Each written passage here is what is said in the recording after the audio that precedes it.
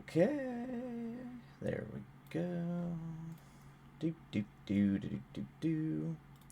Howdy, howdy, howdy, everybody. Bum bum bum bum bum bum bum. Oh. How is everyone doing on said Friday? But I hope everything is alright, Ghostly. I'm super sorry. It's hard. Medical stuff is hard. I just start getting on edge when doctors start talking about the possibility of the C word. C word? E. I mean... Oh, I'm sorry. Yeah. Oh, I'm sorry. Yeah. That's... Oh, Ghostly. I hope it is not that. Yeah. Yeah, that's... Yeah, I hope it's not that. And if it is, it's treatable. But I know those things can be devastating. The kids are asleep. Welcome in. Welcome. And Princess is here, so you've managed to summon Princess. But I do apologize for the stream yesterday, and also I am pretty tired. Apparently I'm on like an insomnia thing. I just am not getting enough sleep. so I may have to take some sleeping. Oh, not even 10 years. Yeah, child. Yeah, I'm just trying to be normal. I know, Ghostly. I'm sorry. That's good vibes. Good vibes. Fingers crossed. Everything turns out for the better for your sister. Because that's heartbreaking. Oh, how am I? I'm all right. I'm just tired. I'm very, very tired. Yesterday was kind of a mess. Sometimes jobs like this get thrown on me very quickly, so I was having to do a bunch of these tech things to make sure that my system can still stream and run a program called Vidi, which is what I do for like corporate streams. And I haven't done it for about a year and a half, so I had to get everything booted back up again and all that. So, and that might affect streams over the next few weeks. I'm not totally sure yet what the schedule's going to be like, but I do know that I'm doing Asia. So I will probably be working start like from either 2 a.m. or 3 a.m. So streams might move around a little bit. So it depends. I'll keep everybody posted because yeah, I will probably be finishing streams and wanting to go to bed around 3 p.m. Just having to drop everything at the whims of corporate. Yep. I mean that's being a freelancer. Is sometimes when the chaos happens big time. So these things do tend to happen. Now, before COVID, the thing that's sad is before COVID, this is where I would be sent to these places. So I would actually get to travel and go spend a few weeks in whatever country they need me in. But unfortunately, that has not really recovered after COVID, and they're still heavily relying on just us streaming from people's homes or interviews and things like that. So it's a kind of a shame, but I'm hoping that more international travel will come back in due time. On a lighter note, The Crow. Yes, Ghostly. I am very glad that you have embraced the Crow lifestyle. The lifestyle of The Crow. Because it's not just a movie, it is a lifestyle. That beautiful, beautiful man, Mr. Craven, has inspired a crime clown. Yes. Yeah, he's utterly wonderful.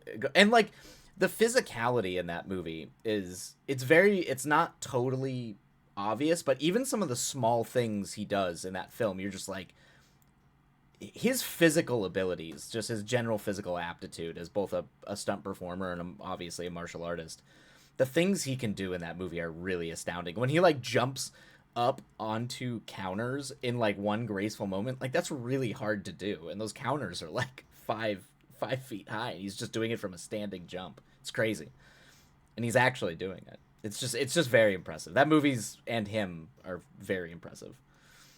A side character I'm very excited about. Oh, interesting. Oh, cool. In your full crime cloud story, you got an Eric Draven. Talented, yes, so very talented, but also so very beautiful. Yes, Ghostly. He is absolutely gorgeous in that movie. And now you understand why at every Halloween party that has existed since 1992, someone usually is dressed up as the Crow because they're just trying to be sexy. It's like it's a truism. It's a forever truism that there will always be someone dressed up like the Crow.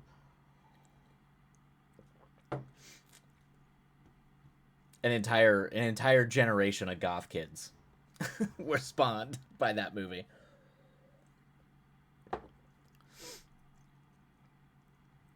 Oh yeah, let me actually. Kids are asleep. Truly, yeah, yep, yes. So I'm very glad to have introduced you to the film. Yes, his name is Cinch. He essentially goes about and helps people out of bad situations, relocating them. Oh, cool. Yeah, it's good. It's good that you made him a good guy too. I like that. And it's an easy that's true too. The kids are asleep. It is in good old Halloween costume form. It is a very easy costume to do. Um, it's a very easy costume to do. It's a very easy costume to generally look good in. So it's you can see why it's popular. It's not gonna get you points at like a cosplay convention, but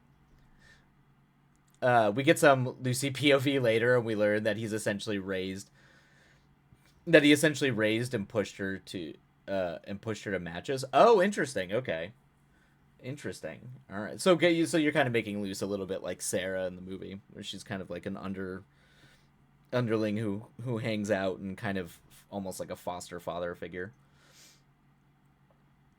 Somewhat, yes. Aha. Okay.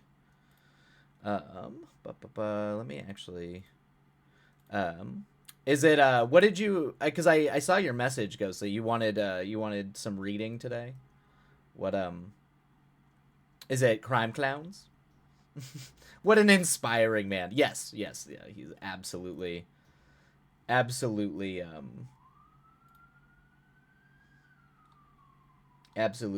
very inspiring figure. Um, he was good. I'm glad that like both Escape from New York and The Crow have like managed to land for your crime clown story. I feel like both those movies were very good things. Yes. Okay. No, I'm. You're. Oh no, you're unhappy with crime clowns at the moment. I was hoping there might be some. Oh, there's some reading of your love. Um your road fantasy story. Your go to feel good story. Um, yes, pat yourself on the back. I do like to think that I do like to think that I'm pretty good. I'm pretty good with movie recs for the most part. Fantasy road trip, yes, my baby, my infant child. Great. All right, cool. All right, there we go. Yeah, I turned it on, so you should be able to do it. Boom. All right. Bam. Yeah, when do you want what sprints would you like to do? Do you want to do it early or do you want to do it on the ladder on the back end? Cuz I think we'll do the what we usually do where I do the two sprints. What's the timeline here for stream? It's going to be 3 or 4. It's going to be probably a full day. I need to at some point I need to technically get Pawn Boys edited because I wanted to have the readable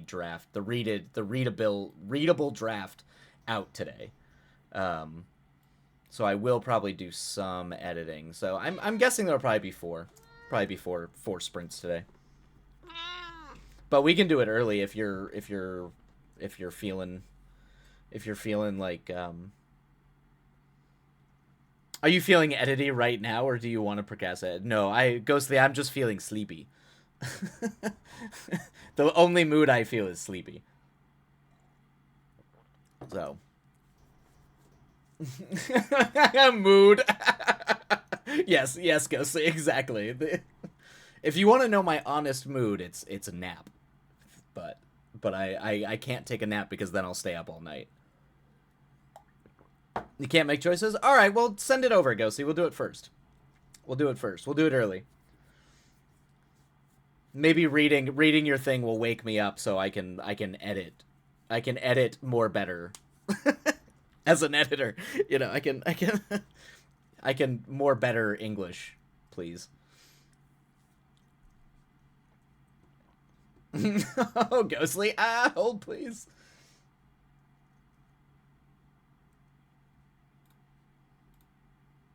Boop boop boo. Did it actually update? Oh, look at that! IFTT actually updated. Holy cow! Look at that. Only 15 minutes late. Who'd have thunk it? Yeah, thank you, Opera Soria. More better. I write more good better time. Oh, I forgot that too. Oh, I forgot that too. Oh, you're fine. You're fine. Yeah, it's. Yes, the kids are asleep. Yeah, if we're reading up front, I figure, yeah, if you want to lurk and mute so you don't get distracted by my voice, yes, and get those words done. We're still gonna have the sprints up. I still go by sprints, so, but feel free to please lurk and get those words done. And good luck. Good luck. Good luck. The kids are asleep. You got this. Yeah, Ghostly. Just yeah, you don't need to put it in the shared. You can just send it to me on Discord. Yeah, I don't. Yeah, I want to make sure that you can. Yeah, you don't have to put it in the shared writing and feedback. You're more than welcome to just send it directly to me.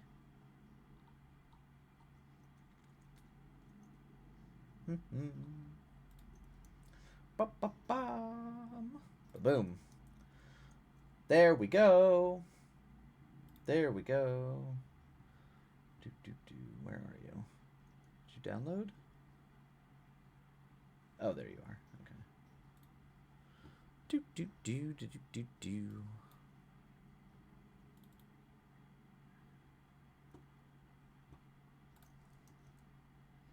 Yes, yeah, we'll run an ad break first. Cool.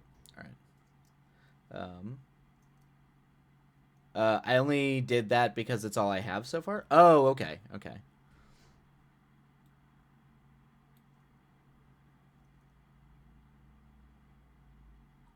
Okay, are we, if there's a better way to send them, let me know. No. This is fine. This is fine. Um, you don't, I want to make sure, because I know some people aren't comfortable throwing it where everybody can link to it, so that it's always an option to be able um, to just send it to me directly. Okay, are we 3? Is that where we're at? Are we 3?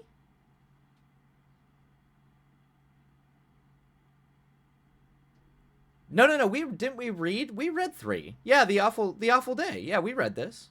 Yeah, because this is where like everything goes wrong for her. She ends up like blowing up at the ladies, and then the cop boy shows up. Yeah. Okay. Yeah. Yes. Okay. Yeah. So we're on 4. Yep. Okay. Perfect. Okay. Do. All right. Cool. All right. So yeah, let's see. How long are these? Okay. Cool. So how do you feel, Ghostly, about doing 4 and 5 today? Are you comfortable with that? We'll do 2 chapters. Boom. All right. Then we're going to do 2 chapters. All right, we're going to go ahead and let the ads roll, and then once the ads are done, we are going to read Ghostly's, is it insults? Let's see here. I think we usually do 2 chapters, unless it's a very long chapter. That's lovely, you spoil it. It's fine, Ghostly. I think you can, maybe a little bit of spoiling happening today, I think, for you. So let's just say it's a gift for the ghostly. To my dearest, I don't think I remember seeing this in the opening. To my dearest friends who acted as my midnight oil in the thick of the storm, this has been a long time coming, but here we are. I like that. That's really. Oh my buddy, I am being screamed at. He is unhappy with me. What, bud? Okay, okay. That's your little dedication. It's very sweet. I really like this, Ghostly. It's very sweet. My boy. I know. Opera Soria. I know. Hi. Hi. You might. I can tell he's in a mood. He's probably gonna. He's probably gonna start attacking my arm here in a second. Okay. Chapter 4. I want you to know that's not just to my in-person friends. That goes out to all, to you all too. Oh, Ghostly. Well, you are too kind, Ghostly. Anything we can do to help your delightful story, I think it's important. All right. Okay. All right. So ads are going to be wrapping up. I'm going to go get water since I'm going to be reading, and then we will get started. And I will try to placate my child. I just fed them too. They literally just got fed. Okay. All right. Let me get water, and then we'll get started. Oh, buddy. Hi. Yes. Hello. Hi. Oh. Okay. You're fine. You're fine.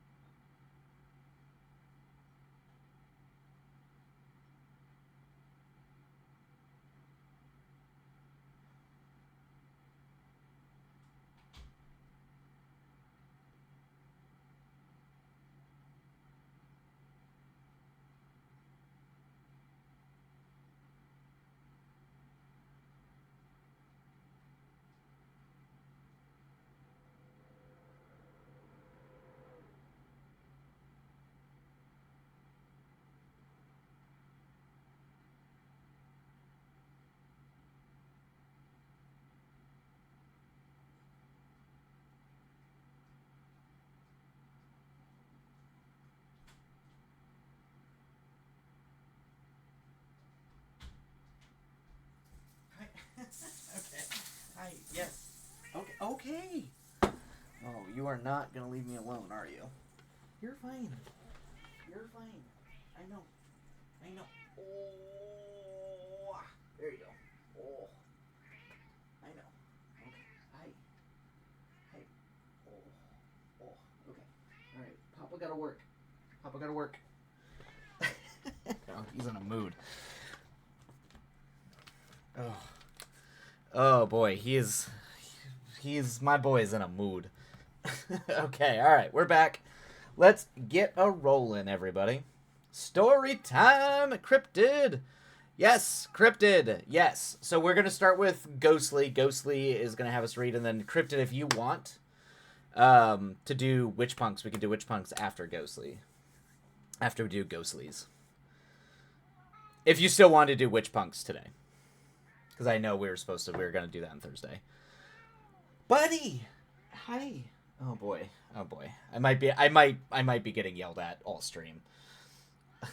I just need to say, I remember when I first told you about the fantasy road trip story 2,000 years ago. You said someday you hope to read it. Dreams do come true. They do come true, Ghostly. Thank you for that. Thank you. Thank you for letting my dream come true, finally reading the road trip, fantasy road trip story, because it's my jam. I'm sorry my world is in shambles. I need serotonin. That's fine, Ghostly. That is fine.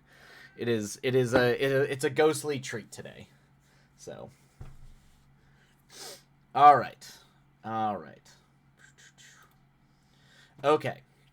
So, let us do it. All right, chapter 4, Fate. They don't scream. They just make sure they hear your love. Exactly. Exactly. All right. For everybody out there who is writing, I hope the words treat you well. We'll go ahead and start the timer, and feel free to mute as we read the story. Happy writing, everybody, and we'll see you on the other side. All right. Chapter 4, Fate. Do do do. Buttercup pounded a fist against the thick wooden door. "It's just me. Unlock the door, Bella," she shouted. She shifted her weight uncomfortably as she felt the prying eyes of the men across the street, rehanging the sign for the inn. Her boots squished in the muddy groove that shaved into the entryway from many years of foot traffic. A weary eye traveled above her head to the creaking sign that swayed in the wind. The paint was chipped and faded. The gray boar's head that once roared like a fierce beast, now a washed out, faded outline of what it once was. From the room beyond the threshold, she could hear a crash and the sound of footsteps, followed by a metal thunk of the latch. Bella peeked her head out of the crack in the door, her eyes just as wide and fearful as they had been when she left, though the anxiety seemed to quell as they fell on Buttercup. Before the piggy sign, yeah, I do remember the piggy sign. If you do recall her little brother mentioning in chapter 1, yes, I do remember. Yeah, the sign. Well, because you had pointed it out. In your sort of portrayal through the town. But I do remember noticing you were already kind of making connections there with the sign. Yep. So now we get the callback to it. Okay. Did you call it a boar's sign? I mean, I guess it boar and pig. It can be the same. Okay. Before Buttercup could even think about moving, Bella grabbed her by the arm and pulled her through the doorway, the door slamming behind her in an instant. Buttercup fumbled inside, finding a chair to help support her. "What in the ages is wrong with you?" she demanded, looking over her shoulder to see Bella with her back against the door, securing the lock. Yeah, Ghostly, they're country folk. It's all the same. Exactly. Don't let the cat out and don't let the cops in. Very good. Exactly, Cryptid. Do not shut the door before the cops can get in here. After the door was bolted, Bella turned a relieved gaze to Buttercup. And in a moment too quick for her to react, Bella threw her arms around her in a tight embrace. "You scared the daylights out of me, Buttercup," she said into her shoulder. Aw. Buttercup stiffened like a corpse in cold water. She looked at Bella like she had sprouted a second head, her brow furrowed with bewilderment. "I announced myself when I knocked on the door. Was it the banging? I'm sorry, those troublesome worker men were staring again, and my fuse is already shot." Yeah, what a line. I announced myself. Bella pulled away from her. Pulled away from her to look. Pulled away from her to look at her in full. Her hands on her shoulders. Just an editing thing. That I think there's too many hers there, but that's just me. Just a little tweaking editorially wise. Just like clean up. No, Buttercup. The milk boy came back and told me that one of the huntsmen saw a sinister shadow on the east edge of the town. And I just had this horrible gnawing feeling you'd cross paths. Her gray eyes were a storm of worry in a clear blue sky of innocence. It's cute. It's a good line. It's a good description, Ghostly. Describing eyes. Eyes are the windows to the soul, they say. So you do a really good job describing eyes. I can see it. I love eyeball. Yep. Me too. I'm a big fan of eyeballs. Buttercup felt the dull ache within her ease up for just a moment. She released a pent-up breath as the furrow to her brow loosened. I'm fine. I'm fine, you little worrywart. Um, she lovingly ruffled the girl's hair before she pulled away from her gasp and turned to the bar. Are you sure? Bella asked, unconvinced. Yes, just some unpleasant run-ins. Nothing new. Buttercup sighed as she rounded the bar. Don't tell me it was that prick, Logan. Ah, yay. I'm so glad. Logan is indeed a prick. I used to want to be an eye doctor. Can you tell? Really, Ghostly? That's cool. I did not know that. I've always loved eyes. Maybe it's like a filmmaker thing, but I definitely did not want to be an eye doctor, so you got me beat there. Don't tell me it was that prick, Logan. Bella huffed as she followed her. Buttercup scoffed. Be nice, Bells. He may be a prick, but he's good at his job, and you don't need to be burning a valuable bridge for no reason. She slipped past the curtains to the back storeroom and let it fall back behind her. But he's a pompous, pig-headed brute, Bella insisted, leaning on the bar. She frowned up at the ceiling as she exclaimed with her hands, Logan Gallons may be a skilled war swordsman and fighter, whom is very fit and muscular, and rather attractive, but not enough to excuse his ego. I'm not gonna lie, Ghostly, I am very much with Bella in this camp, as but I see how things go. You like what you like, but he is a prick. I think she's pretty relatable. Yeah. I could definitely feel myself being Bella, being Bella. Like I too have stumbled upon a very attractive cop who I was just like, you're very pretty, but you're also a cop. I hate you. No, how is my brain supposed to deal with this? I choose the bear, aka the murderer. Exactly. The bear? A slightly amused sigh escaped the back. Let the meat-headed grow maggots, Bella. That's a great line. Wow. I'm jealous of that line, Ghostly. That's a great line. Let the meat-headed grow maggots, Bella. God, oof. Chef's kiss. Great line. She said as she leaned. It's a bit going round bear or man to find you alone in the woods. That's oh yeah, great line. She said as she leaned through the curtain on the doorframe. I can manage the hunter boy's ire. I was about to chef's kiss Twilight. Yeah, exactly. Yep. I mean, you got to when you read a line like that, you got to. The infinitely quotable line too. I can manage the hunter boy's ire. You just stay the sweet little damsel you are and let him feel like the hero while he risks his life and limb to keep you and the horrible people of this town from harm. Buttercup sighed, especially since you so fear Damascus Drake.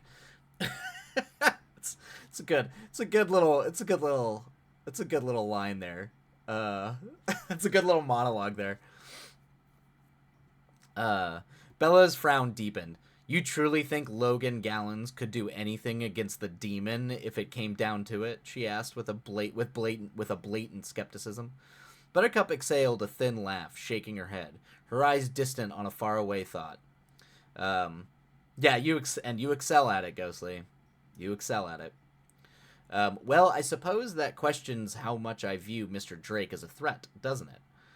Bella tilted her head, her mouth falling open somewhere as her eyes squinted. Buttercup, what world are you living in where a 7-foot man is harmless? What do you suppose he uses his height for? To pick apples? She gestured wildly with her hands. Cute. Cute. Buttercup closed her eyes as she breathed in deep. Do you want the man to apologize for being tall? She forced her tired eyes back open as she leaned down to retrieve something under the bar.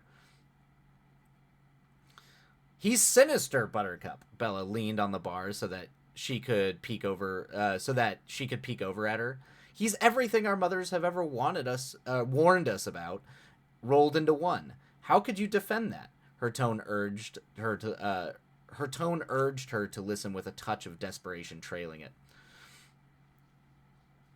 Buttercup leaned back, this time with a worn leather purse on her shoulder. I will give you that, Bella. He looks like the villain of every child's bedtime story. Um, but can you name a single thing that's been proved he's done to warrant the title Sinister? Buttercup spoke with a genuine question behind her tone. She adjusted the strap of her purse over her body. But her attention never left the girl. But her attention never left the girl across from her. Bella quickly and confidently opened her mouth to respond, but no sound came out. Her brow furrowed, and she closed her mouth in a frown. She contemplated for a moment before the light of thought flickered behind her eyes, and she raised her finger. The murder of his parents. The demon murdered both his parents when he was but 13. She spoke the words like she had just proclaimed the correct answer in the classroom. Nice, yep. And she even says it. The thing I really like that you do here, Ghostly, is your dialogue is very, very colorful and like flamboyant, but you do some subtle things too that even in like more mundane lines here, like she even speaks it as though she's reciting it from a textbook. So you kind of see how like it's really good at reinforcing your it's like this is being indoctrinated in a way. It's pretty clearly indoctrinated. Buttercup raised an eyebrow. And what proof is there that he did it? Bella's frown returned at the continued opposition. Half the town saw it. Well, they saw the aftermath. Bella leaned back, still supporting herself on the bar as her head tilted up, as if trying to read her thoughts on the ceiling. He came into town, covered in blood, and his face was ripped open. It was such a horrifying sight from what I've heard. Apparently, he didn't say much of anything and left after he was confronted. Then, the huntsman went to the Drake homestead and found Mr. and Mrs. slaughtered. Bella lowered her eyes and shook her head. A real tragedy. That Cornelius Drake was the best blacksmith in all the Four Corners, and his miss was a real scholar, from what I heard. Buttercup's lips thinned. Bella, you were that age not 4 summers ago. Do you ever think you would have dreamed of hurting your family? Bella dropped her jaw at the very idea. Not within 1,000 years, but I'm not Damascus Drake. Buttercup sighed and turned her attention from Bella as she wove her way around the counter and past her. No, you're not. But what if you're not so different? Buttercup looked over the shoulder with an ambiguous look that crinkled Bella's brow further. Bella opened her mouth to question, but before she could, Buttercup had reached the door and yelled back to her without looking. I should be back before opening. She's just already leaving. Where are you going? Bella immediately forgot all her previous thoughts as she turned her attention to the spotlight.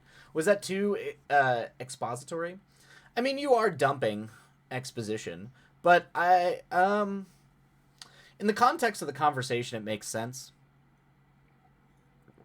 It's not like you're clearly laying it out there. It is very direct. Bella leaned back, still supporting herself. He came into town covered. I mean, we need this. I think this is good to have. He came into town covered in blood, his face ripped open. We got the context because we still aren't 100% clear. Because we're already seeing him from Buttercup's point of view. Like there's fear there, but we're already kind of questioning whether or not it's a monster just from the scene in the basement. So we're already primed to not be afraid, or at least not initially as afraid, because we're seeing this from Buttercup's point of view. So we're scared, but we're not like, we're already primed to question the narrative. So, but we do need some context. So I don't think we really had context. It was people just saying he's a monster, he's killing things. So I think it might be expository, but I think you might need it. Weary is the goal. Yeah. I think. Yeah, you're successful at that because we don't know yet, but you are priming us to not buy into it. I think for now, I don't know if Cryptid has any. To me, it doesn't read like a Nolan expository diatribe. so it didn't flag for me. Um, and I do think it's somewhat necessary, but let's see. Maybe. Yeah, I don't know. Yeah, same. It doesn't bog the pacing at all. Yeah, because yeah, you're not writing like an action thing, Ghostly. Um, so you've literally just written a series of conversations with one very pronounced incident in the basement. So the pacing, them just talking is not like bogging anything down, and what they're talking about is interesting. And you did bring it up naturally. Like this is a conversation I could hear people having with maybe just a little bit more information than what would realistically be there, which I think is probably the best way you can do exposition. That's just my take, but it's because you keep the natural tone of the character so it feels genuine rather than forced for the sake of plot. Yeah. Yep. Yeah. I mean, okay, yeah, that's what you were worried about. I'm trying to think if there's a way you could like streamline it a little bit, like do less, just in case if you are worried or the feeling you have about it is like that's your concern. But I don't really see anything I would cut, and honestly, I can't really see anything I would rephrase, for the most part.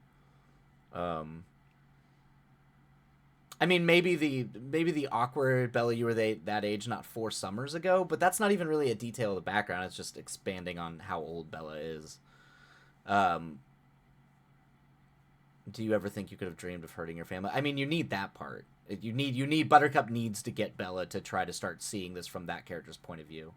So, you've got a great amount of character depth too, so we're very quickly invested in these people regardless of what else is happening. Yeah, well, that's the goal, and that's where you're succeeding, Ghostly, because you're trying to write a story that is kind of light on plot. So you do need that. That's the hangout movie thing, is you need people to care about your characters. So you're doing well with that. So them just having conversations just feels natural, and it doesn't feel like it's bogging it down. Or at least I haven't felt like I've been bored by any of the conversations they've had. Me neither. Nothing jumps out. Yeah, yeah. If it's not a problem, then it's fine. I just want outside brains. Got it. Got it. Nope, you're good. The only thing you could do if you really wanted to remove some conversation point, put them elsewhere. Yeah, that's the thing. Is usually you just move this stuff around, but I don't even think you need. I don't think you really need it. Okay. All right. Yeah,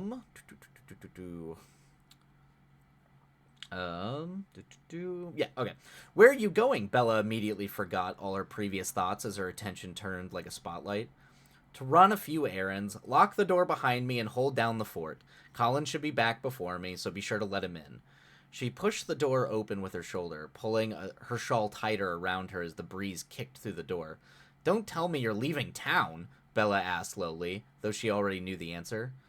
Don't let in any dark shadows while I'm gone. Or that Williams boy. Buttercup looked over her shoulder at the slightest smile, or that Williams boy, the slightest smile spread across her face as she saw the annoyed blush on Bella's cheeks. Oh, that's good. Oh, that's funny. Nice. You're just writing low stakes slice of life, so it's going to move differently than a lot of other books. Yeah, yeah, yeah, yeah. Pacing is certainly not the problem here, or not in it. Yeah, it's not a problem. With a slight wave, she fell through the crack in the door and slammed it shut behind her. Okay. Chapter break. Yeah, I'm on board with this, Ghostly. It keeps the pace up. I mean, it actually the one thing I'd say is actually a part of me is almost like it's almost a little too overwhelming, because we go from, and that's fine if that's what you're going for, because we go from, this chapter is crazy. Your chapter 3 is nuts. Like, it's just her getting like just just completely abused. And then we go right into this conversation with her being confronted by Bella. Like, she has literally, like, this Buttercup does not have a break. Like, it's zero breaks. Like, no moment, no nothing. Like, we go directly from that to now she's got to deal with Bella and Bella doing that. So if that's what you're going for, it's good. But yeah, it's like I actually think if I had a critique, it would be the other way. I'm like, Jesus, like, slow down, this poor girl. And she's always, like, on the move. Although I should say, because I was paying attention to their conversation, what did she come back to the bar for? I know she went back to the storeroom. What did she grab? That's the bit of the theme? Yeah. It seems intentional. Oh, that's right. Thank you. Okay, yeah. She put the ginger away. Okay. All right. There we go. See, Ghostly, you're... Oh, I just didn't mention that. Okay, gotcha. Okay. That makes sense. Also, the conversation was... I'm focusing more on the conversation than, like, why she's even there. Yeah. That's fine. If you want to be a little bit more explicit, that's not a problem, though. It makes sense. I did forget that she had the ginger. All right. Let's start the second half. Buttercup did not waste her time with the village folk. Out of the corner of her eye, she noticed the passing attention of a few people, but it was of the thoughtless variety. She was quick and managed to slip off Main Street and down a thin alley between the tavern and the inn, mostly undetected. The weathered red brick of the tavern was rough under her hand as she followed it through the shadowed alley. Every few feet, she would glance over her shoulder to find vacant dirt sandwiched between two crumbling walls, and not another soul. Though the sight did not quell the hairs that pricked her neck, or the goosebumps that infected her arms, she held her shawl tight over her shoulders and forced her head forward. "What are you so on edge for?" she mumbled to herself as she came to the end of the building. Her hand hesitated on the corner of the brickwork, her eyes trailing the thin line of rolling green hills before they collided with dense forest. Nice. Great descriptions, Ghostly. It's good descriptions. In the far distance to her left, she watched as the young man corralled sheep with a crooked stick back towards a distant farm. She swallowed and evened her eyebrows. "One foot in front of the other," she mumbled and pushed herself off the wall. She picked up the edges of her skirt as she started to run, her purse swinging behind her as she went. Her eyes jumped back and forth from the wood line to her feet and the uneven ground that passed underneath her. She leapt over gopher holes and rocks that stuck out of the earth like baby teeth. Every now and then she would glance to the hills around her, half expecting to glimpse an imposing shadow among the tall grass. Her scan of the forest was much the same. Something in her was certain she would look and catch. Her scan of the forest was much the same. Something in her was certain she would look up and catch a figure leering out from behind a tree. Yet the only life she found was a rather plump old sheep eating grass atop a knoll, unbothered by the wider world. She sighed as she passed the animal and shook her head. Like baby teeth is such a good descriptor. Yeah, that's a good one. "Paranoid fool, get a grip," Buttercup scolded under her winded breath. Her feet slowed to a stop as she met the forest and leaned on a tree. Her lungs burned and her shins felt like they were on the pins and needles, but she only stilled for a moment. She staggered back away from the tree and continued forward into the forest, notably slower this time. Nice. I do like that it's like she finally just gets to like run free. She has this little moment of just like taking all that anxiety and just like expressing it by just running. It's very good. It's a very good character moment. And the detail of a very plump old sheep. I don't know. Now, I'm sure you're probably going to get there, Ghostly. I think the only thing I would maybe say is like a little bit more of her internal monologue, or at least try to see like how she's processing some of this stuff, because she hasn't really had time to process anything. But you might be getting to that. I might be jumping the gun here a little bit. So for a moment I thought Princess was Tuscany. Oh my god, it happens sometimes. It happens. Okay, Ghostly, I figured that's what you're building to. You got like the physicality of her expressing this frustration through like a run. So I figured you were building up to it. Because that's what I want. Like, I can tell right now what I'm wanting is I want to get what Buttercup is, how she's processing all the shit that just went down. Alright. "Paranoid fool, get a grip," Buttercup scolded under her winded breath. Her feet slowed to a stop as she met the forest and leaned on the tree. Her lungs burned and her shins felt like they were on pins and needles, but she only stilled for a moment. She staggered back away from the tree and continued forward into the forest, notably slower this time. Her boots left prints in the stubby green grass that sprouted beneath the trees. On occasion, she's kicked up dust. On occasion, she kicked up dust as she wandered over a patch of dirt that sprinkled the woods like bald spots. Nice. Bald spots and baby teeth. Good descriptors. With one hand, she clutched her shawl tightly around her shoulders, while her other, yeah, I like that. Yeah, the living planet. Yeah, I do like this very nature is alive kind of thing, or the world, the ground, the rocks, all itself. I mean, all being alive.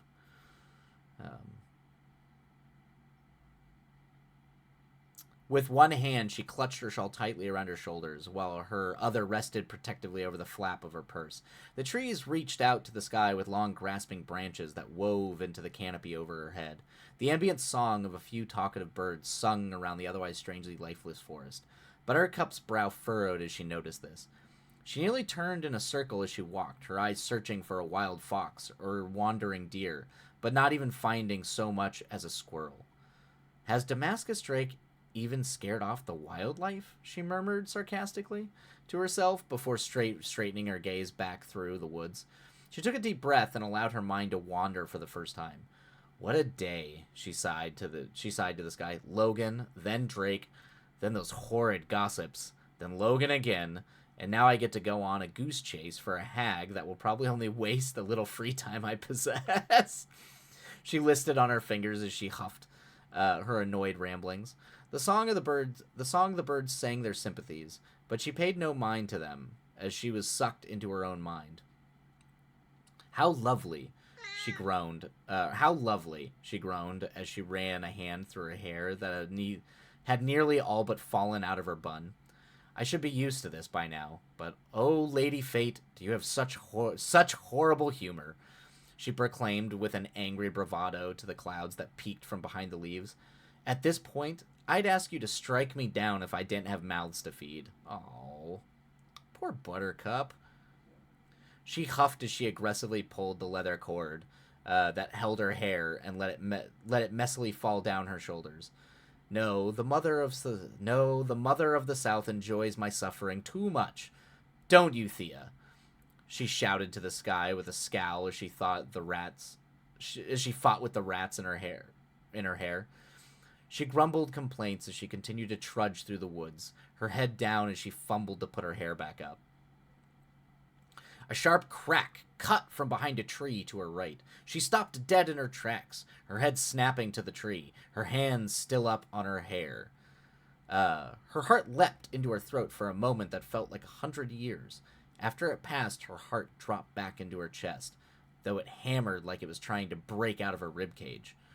She swallowed and put a single foot in front of the other before she stilled like stone. Nice. This is a really clever way to build tension.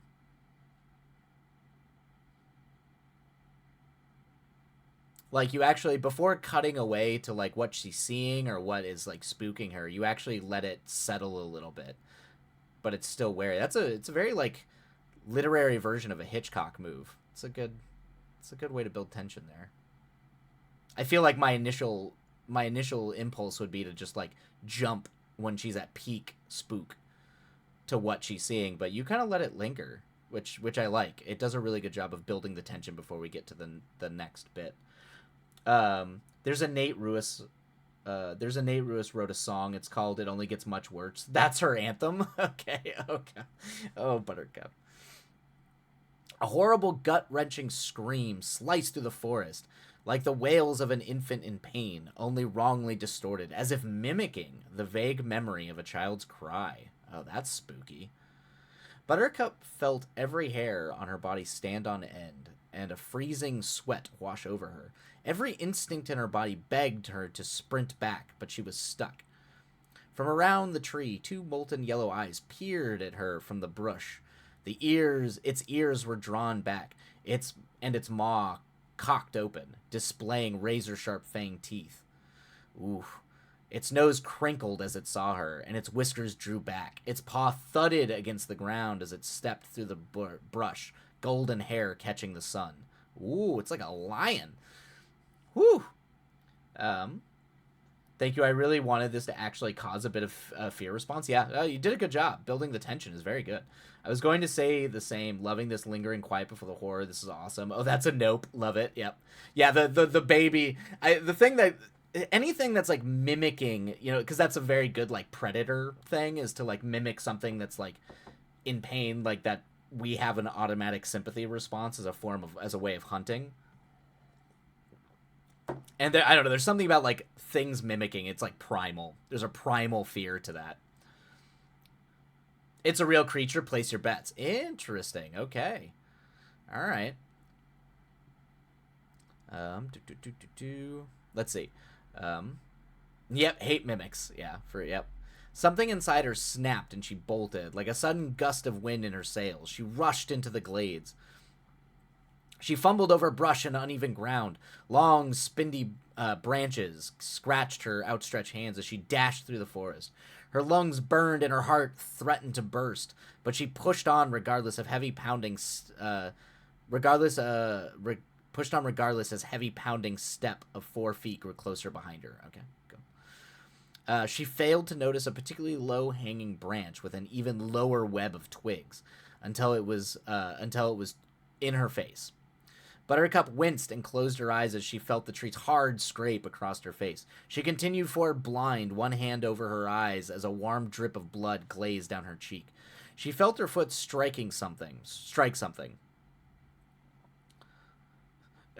It better not be a deer that stands up, or I swear to Satan. Yep.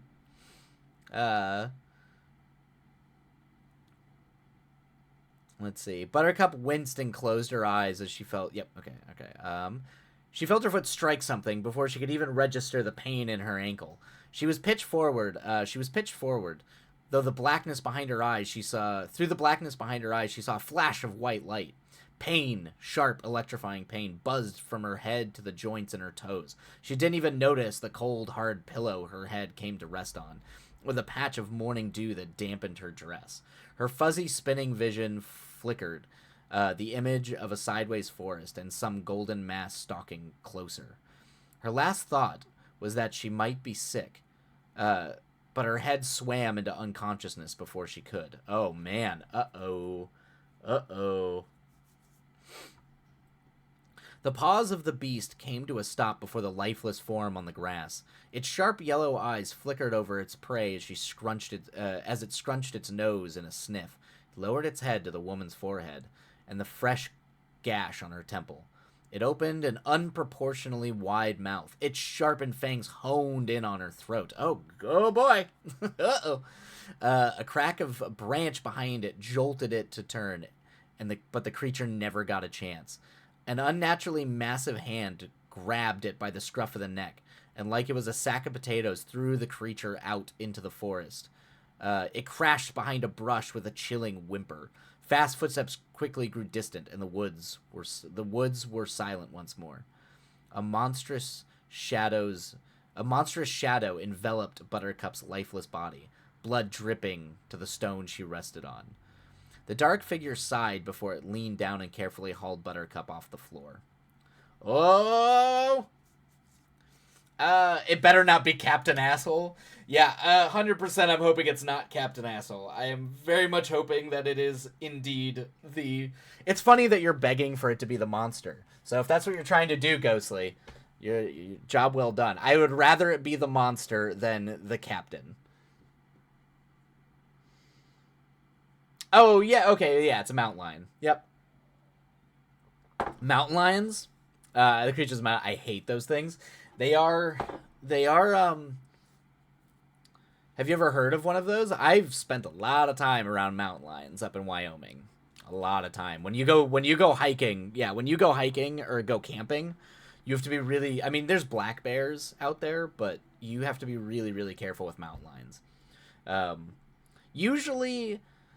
I haven't had too much trouble with them unless they're starving. Unless you have like a really bad winter and they're starving. That's usually when they get aggressive. Like most of the time I barely see them, or I just see evidence that they're around, and they kind of keep to themselves. Because usually, if there's 2 or 3 of us and we make a lot of noise, they're not gonna try to do anything. Yeah, when I lived in Texas, I thought my neighbor was getting murdered. The sound they make, yeah, they do make an insane sound. Okay, so I do have a very funny story about that. I do have a very funny story about.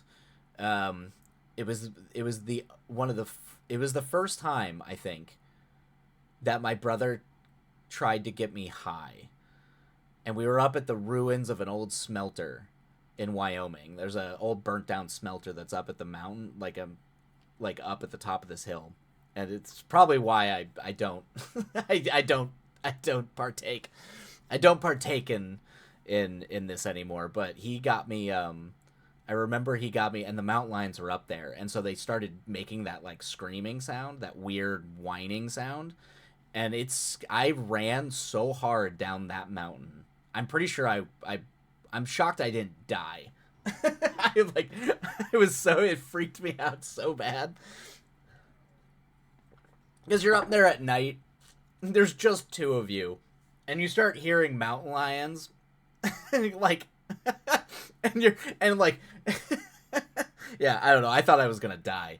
I also do remember. I do remember thinking I was also gonna have a heart attack when that happened, because you get really, really hyper aware of your body, or at least I do. It's actually one of the reasons why I don't like it, because it makes me really hyper aware of like my heartbeat and all kinds of weird stuff. And so like I felt like my heart was like about to blow out like a tire. It really freaked me out. That's funny. All right. Let's see here. Yeah, I mean, Ghostly, I never really have. I feel bad. I don't really have a lot of notes for you.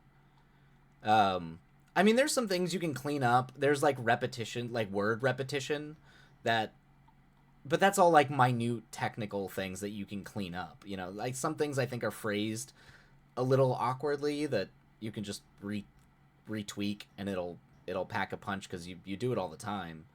So I don't really, yeah, I don't have much. Yeah. I think they're very cool, but they also never bothered me. Yeah, I don't mind them. I like mountain lions. Don't get me wrong. I like them.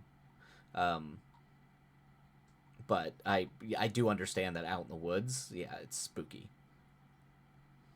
The only note I have is is watch when you say she felt.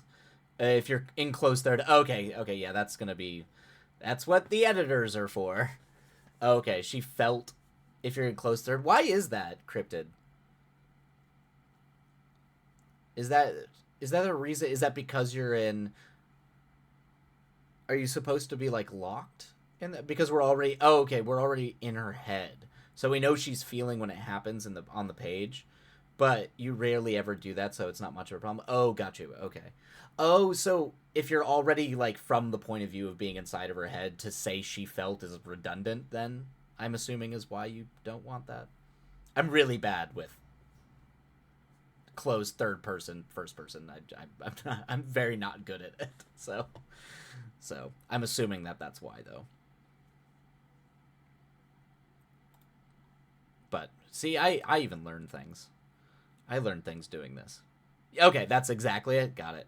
Yeah, you know what's funny is we do that in screenwriting all the time, where I have to catch myself when I'm editing a lot, because I will say even though you have your location slug, so like exterior office building day, I will always say characters walk away from the office, and you're like, it's redundant. You don't need that because it's in the slug. Like we know where it is, so you can just shorten everything by saying characters exit, walking to the car. Like you don't need to describe it though. That's like a prose holdover of writing prose, where you feel like you need to kind of describe the action that's happening because you have the slug doing that for you. Um, it's just a trimming thing. Okay, exactly. Yeah, you don't want to do it too often. It's a redundancy and can bog down the word count, but you don't do it much. Yeah. Yep. Got it. Got it. Boom. I hate I statements, ironically enough.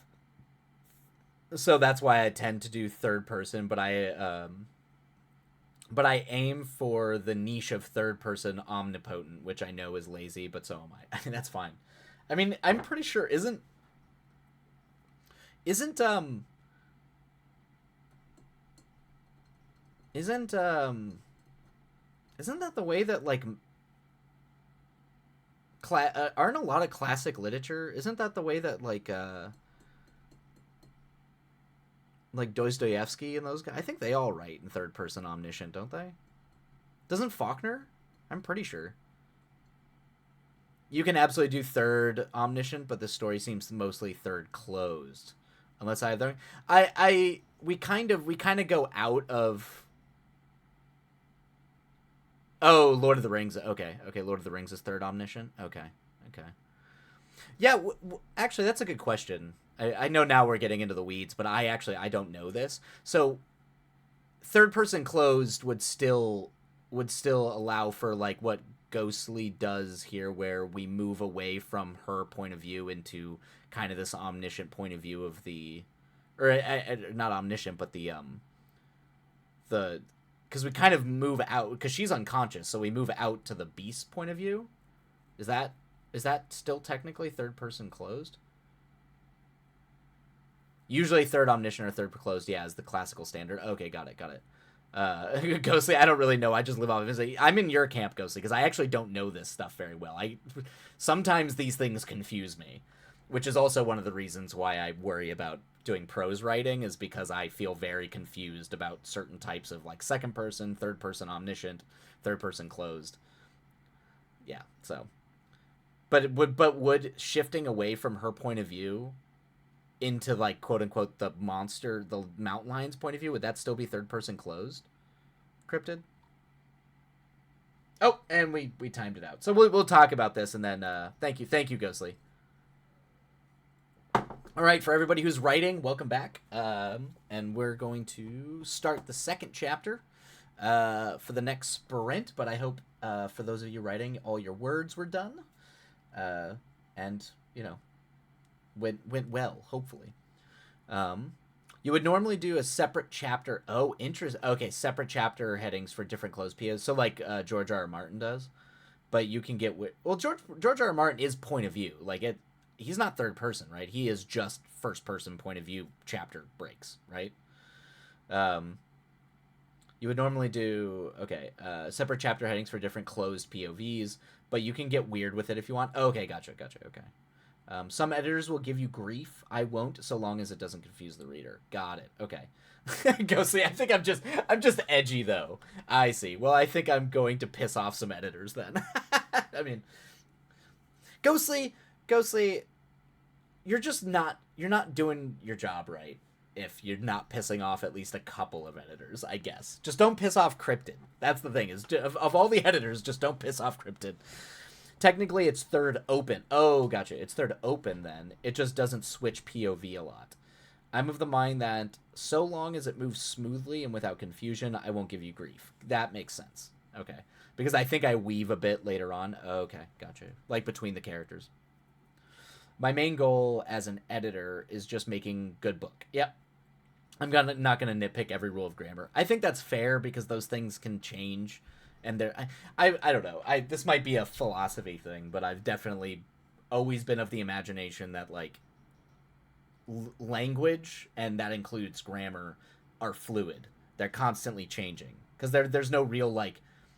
To me it's like it's forms of communication, and these things are fluid based on a million different factors that we can't like reduce to why language changes or doesn't. We can call out certain things, but like it's just kind of like a psychic flow, the zeitgeist, I guess you could say.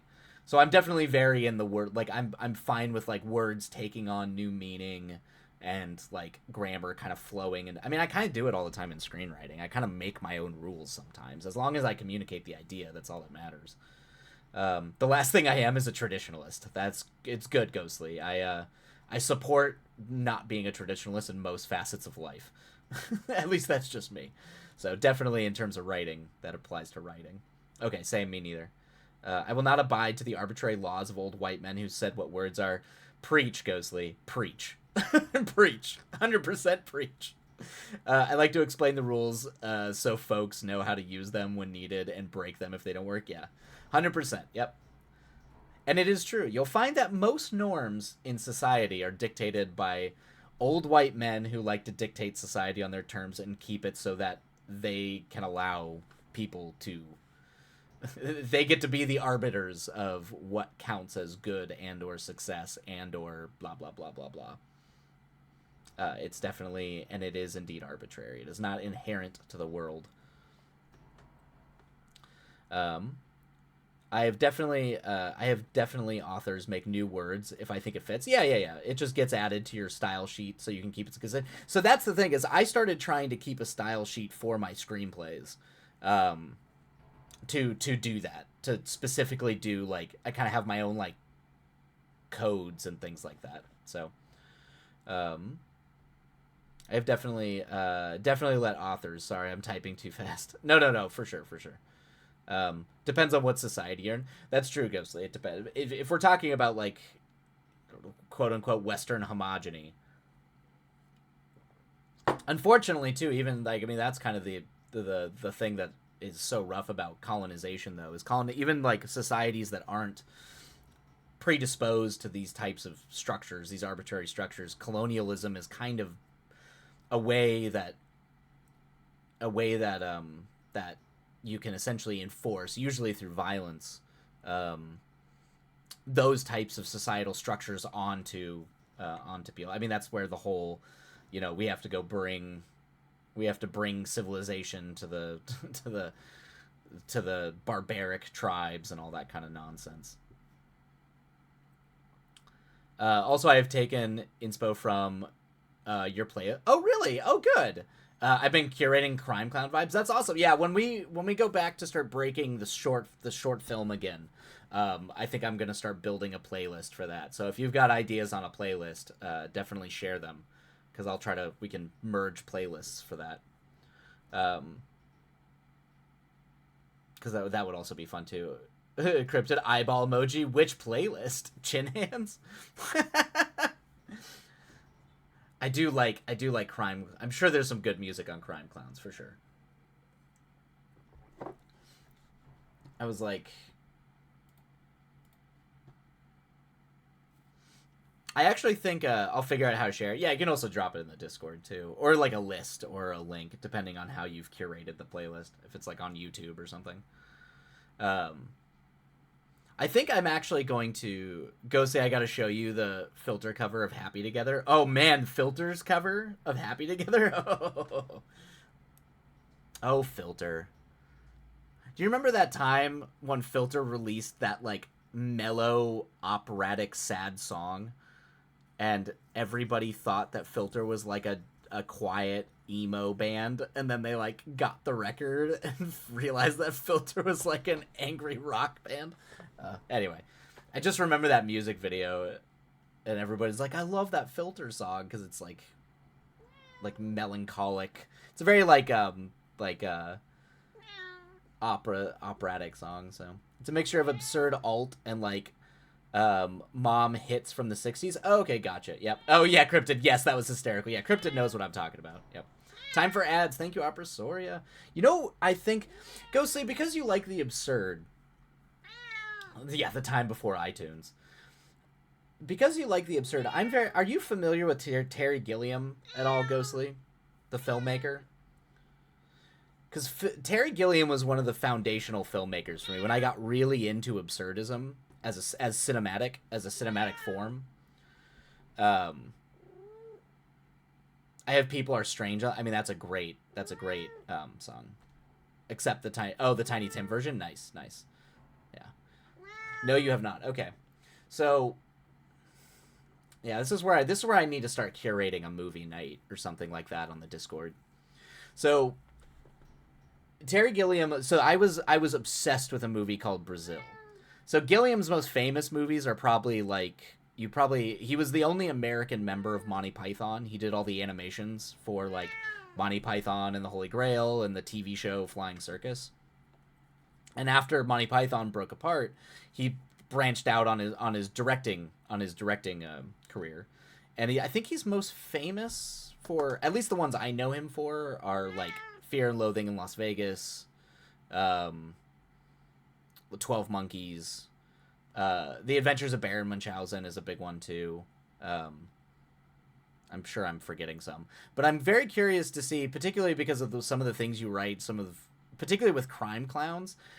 It it has a it has vibes that remind me of Brazil a little bit, which Brazil was um the peak of absurdist cinema. So if you want to watch filmmaking that is defined as absurdism, that is like the cinematic expression of absurdism, I definitely say that, like, outside of Fellini films, Terry Gilliam is probably a good one to watch. And I'd probably start with Brazil. I don't know how you would handle Fear and Loathing. Fear and Loathing is like a drug trip, a drug trip movie. You might that one might be okay for you. Your Twitch glitched? What happened? Oh, yeah, sorry, I was waiting for that to be free from timeout since it's story night this evening. It is story night, yep. No, no, no, no, no, no, no. It's yeah, you're fine, Ghostly. I did that on purpose. Consider it the best way I can send good vibes. Did you break the Matrix again? Cryptid why? Yeah. For sure. For sure. You know, Ghostly does have a habit of doing that. Ghostly does have a habit of completely, you know, breaking the internet. We still have no idea how that one comment that Twitch will just never allow to be posted for whatever insane reason. For whatever reason. So, all right. Okay, break has ended. Where are we at on ads? Where are we at? Let's see here. Okay, all right, we're good. We're good on ads. They're done. Thank you, Opera Soria. You deserve nice things, Ghostly. Agreed. You reverse pickpocketed me. I did do that. Yep. All right, cool. All right, so we're gonna read. I'm gonna go get some water. We're gonna read chapter 5, and then after that, we'll switch over to Witch Punks. Since Cryptid has been biting, I am very, very excited for that. All right. I'm going to go get water, and then we'll be right back, folks. And for everybody out there who's writing, we will do another sprint. All right. Okay. Oh, princess.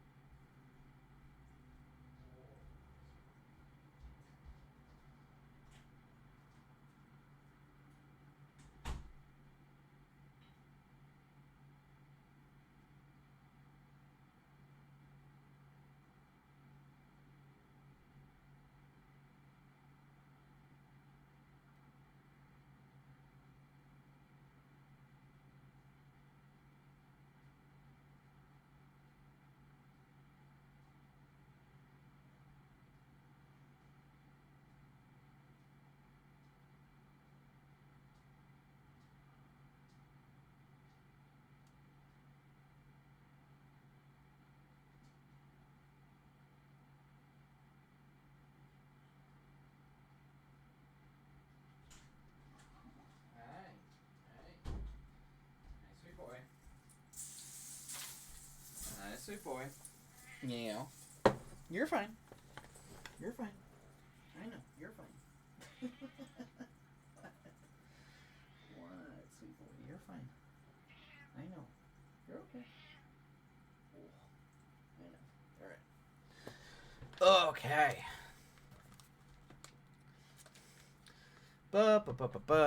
All right. Let's see. What do we got here?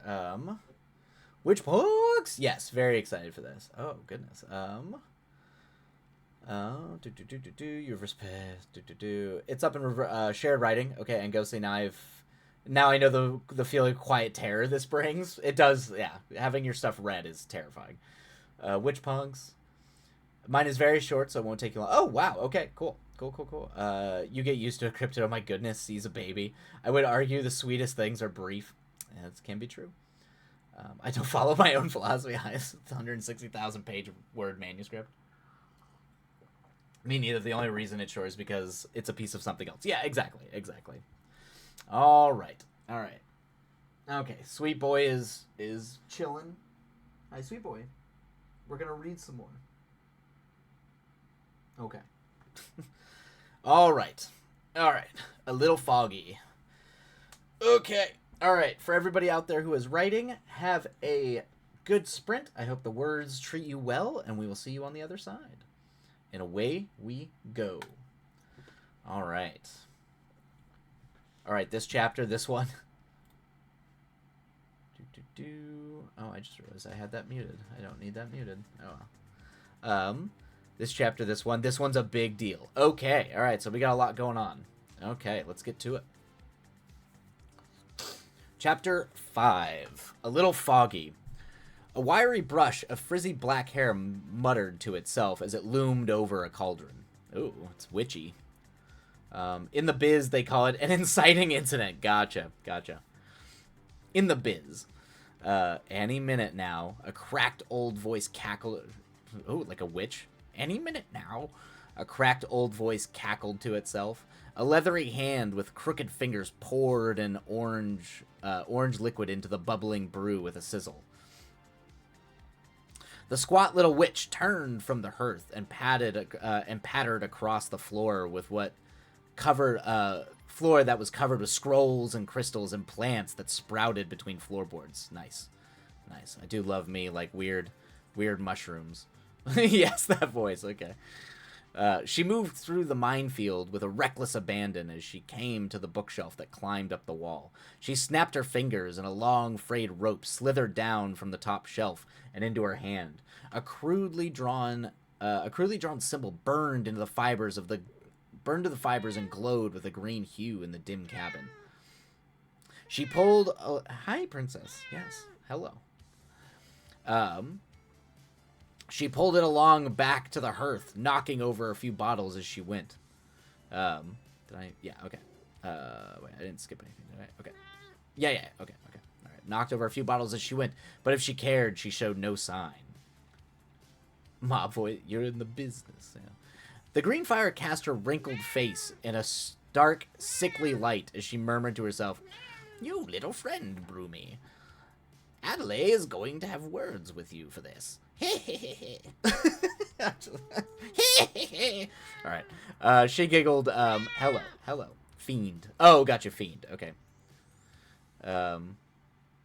She giggled as the rope wriggled out of her hand and found its way into the brew. She tapped her pointed fingers together as she watched the rope slowly slip into the pot, its long tail still trailing behind on the floor. A thick thud against the door cut through the relative quiet. Her smile cut deeper into her face as she cricked her neck around to face the door. Right on time. She scurried to the door and opened it wide. The figure took up most of the doorway, the light of the sun seeping past in slivers, to the old stained rug just past the threshold. Just out of sight, behind the witch, the last of the rope curled over the edge and disappeared into the brew. Why, hello, young man. I wasn't expecting such handsome company today. The withered face of the old woman creased as she smiled up at the man that had to cock her head all the way back. Sorry.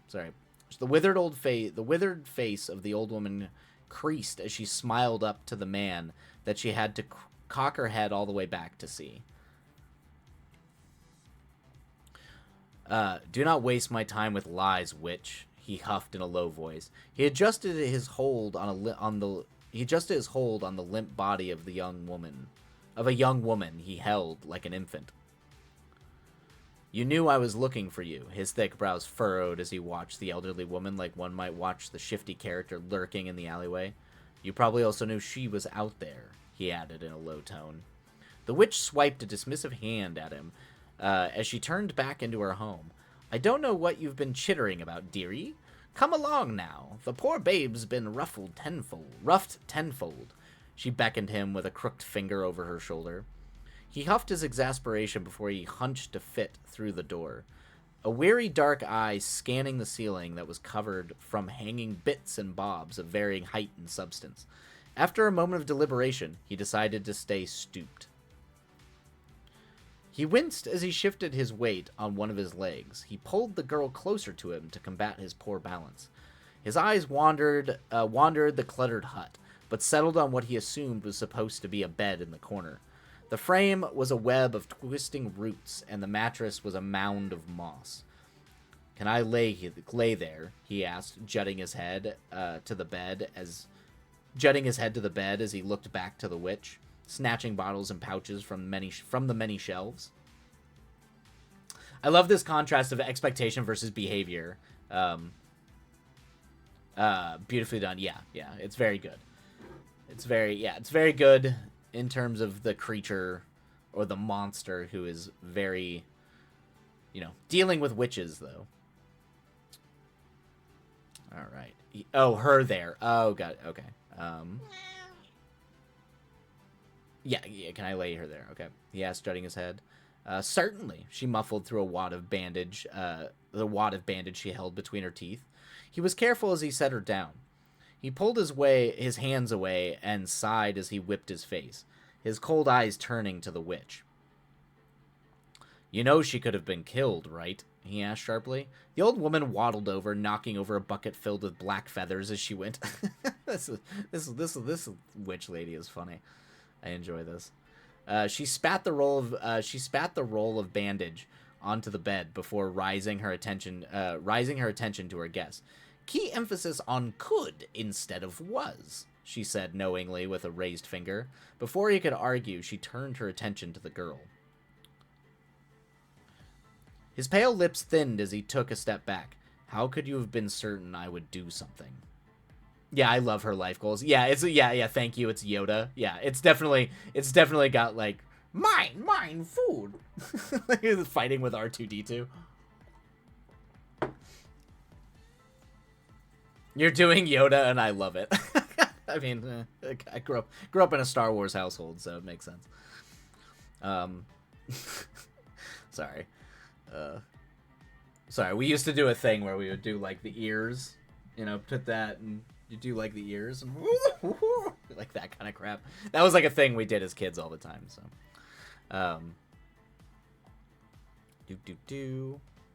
let's see. Okay, yeah. How could you have been certain I would do something? The witch hummed as she leaned over the girl and carefully dabbed the sticky blood from her forehead.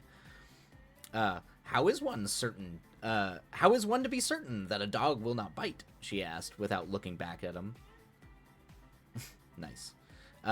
He remained silent as he folded his arms and watched her.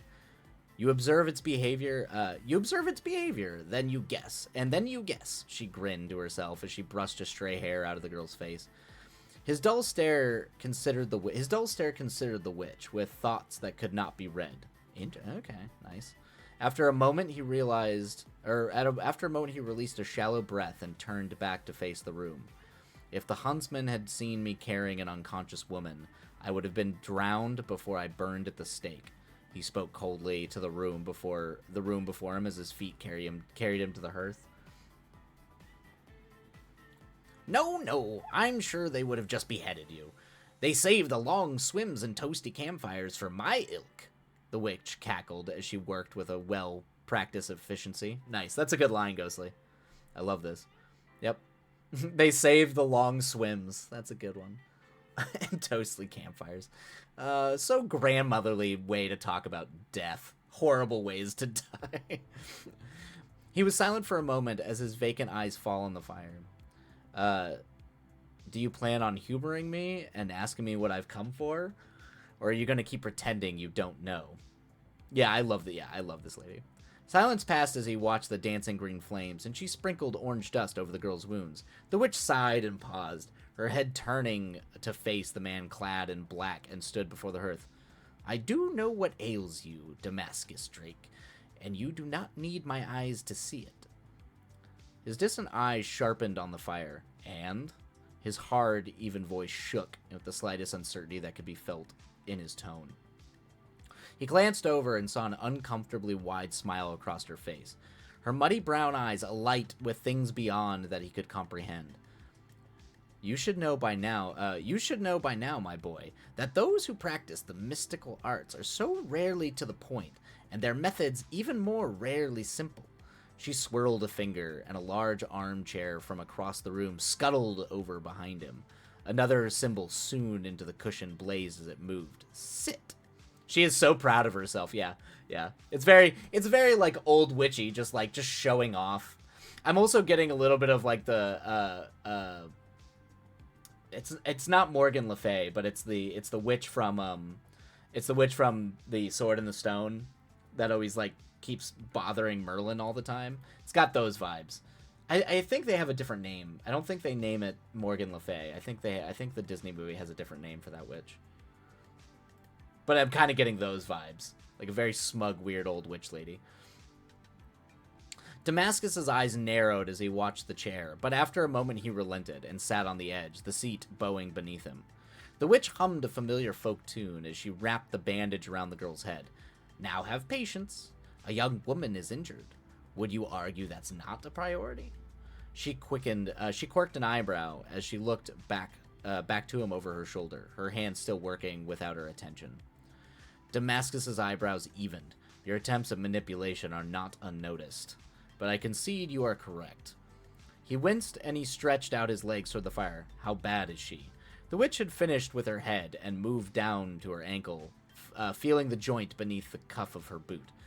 She's got a bit of a temper to her, and a bitterness that would sour sugar tea, but I just call her rough around the edges. She tilted her head from side to side as she debated the unconscious girl.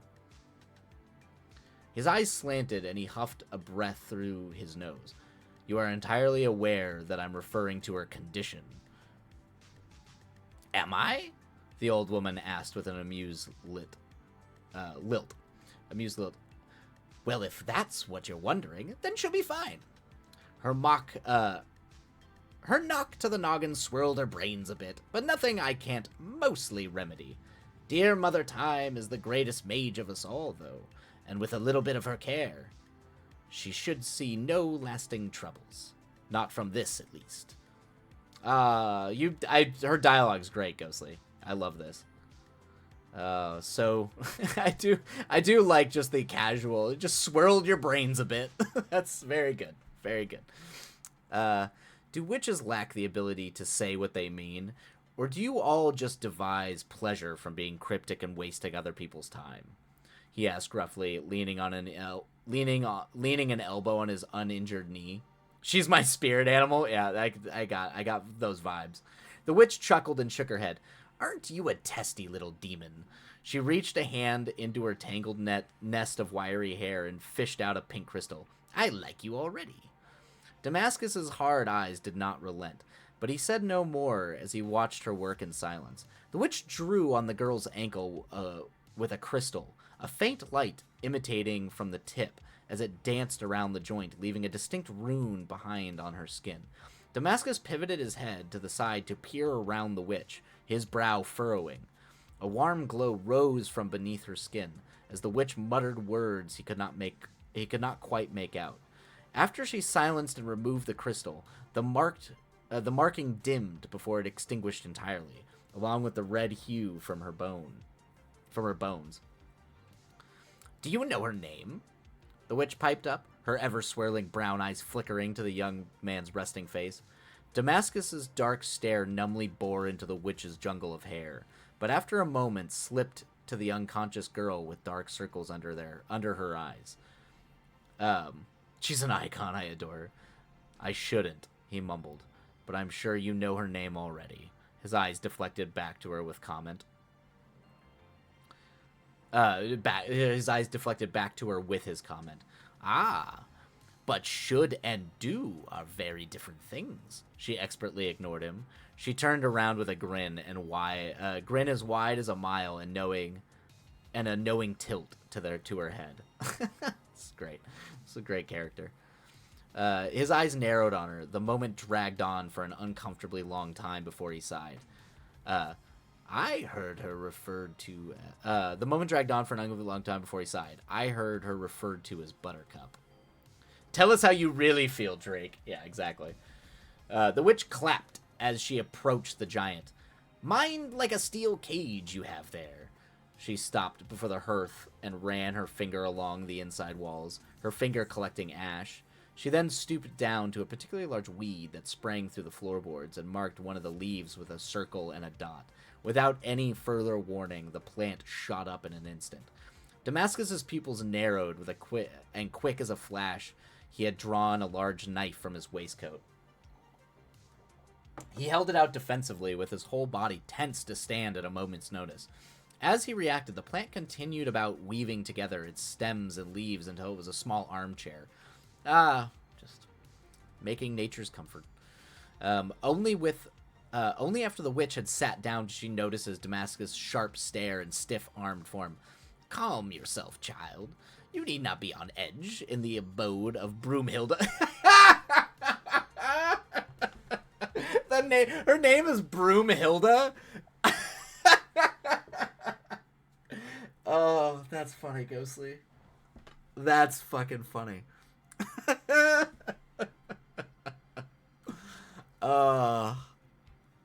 Yeah, with a space. Yep, I got you. Oh, that's funny. That's funny. Okay. She explained simply with an almost kindly, we get no explanation. We don't need one. We don't need one. Just let that sit. You just let that sort of thing sit. With an almost kindly, lilt. She waved a hand and a cracked old teapot on a table in the corner shakily rose and began to pour tea into 2 chipped cups, making a few puddles in the process. Damascus, with all that magic, you can't even pour tea without getting messy. Crazy old lady. Damascus noticed that the symbol on the belly of the pot matched the one on the armchair, but that was the least of his thoughts. I definitely see you're kind of doing a little magic thing here, Ghostly. This sort of like rune, like things are magically marked, and kind of like with the crystal drawing. I assuming this is kind of you building your quote unquote magic system. But like you are detailing how this works, which is smart. You are calling, because I've noticed you're calling out to it quite a bit. So you are trying to slowly lay the groundwork for things to make sense. My attempts at forethought. It's more than just attempts. You're not doing bad. Damascus reluctantly eased his shoulders and stowed his knife back into the sheath within his coat. Though his skeptical gaze did not lessen, and she's all right now, he jutted his head to the girl without taking his eyes off Broomhilda. Broomhilda. The witch giggled to herself as her knobby fingers picked at a necklace of miscellaneous teeth that hung around her neck. Well, she might not know which way's up after she wakes, but that will fade within a day. She should take it easy for a few days, but I suspect that will not be the case. She tisked and shook her head, her tone growing downcast. A real tragedy, that one. Damascus's focus shifted from the witch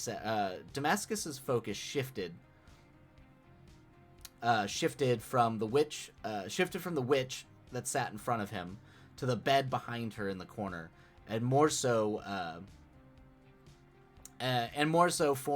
form the rest. Sorry, hold on. This sentence. Damascus' focus shifted from the witch that sat in front of him to the bed behind her in the corner, and more so the form that rested atop it. Is that so? He asked with his eyebrow arching ever so slightly. Nice. Everyone should have a good teeth. Exactly. Everyone needs miscellaneous teeth.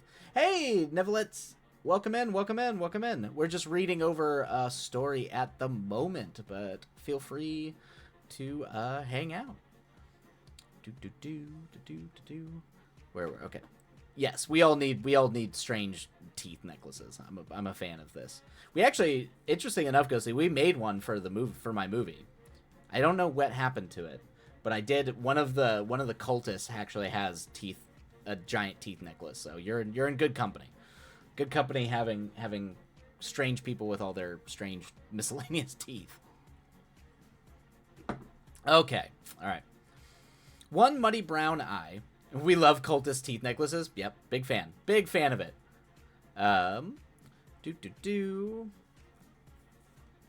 One muddy brown eye peeked through the scraggles of hair to catch his expression.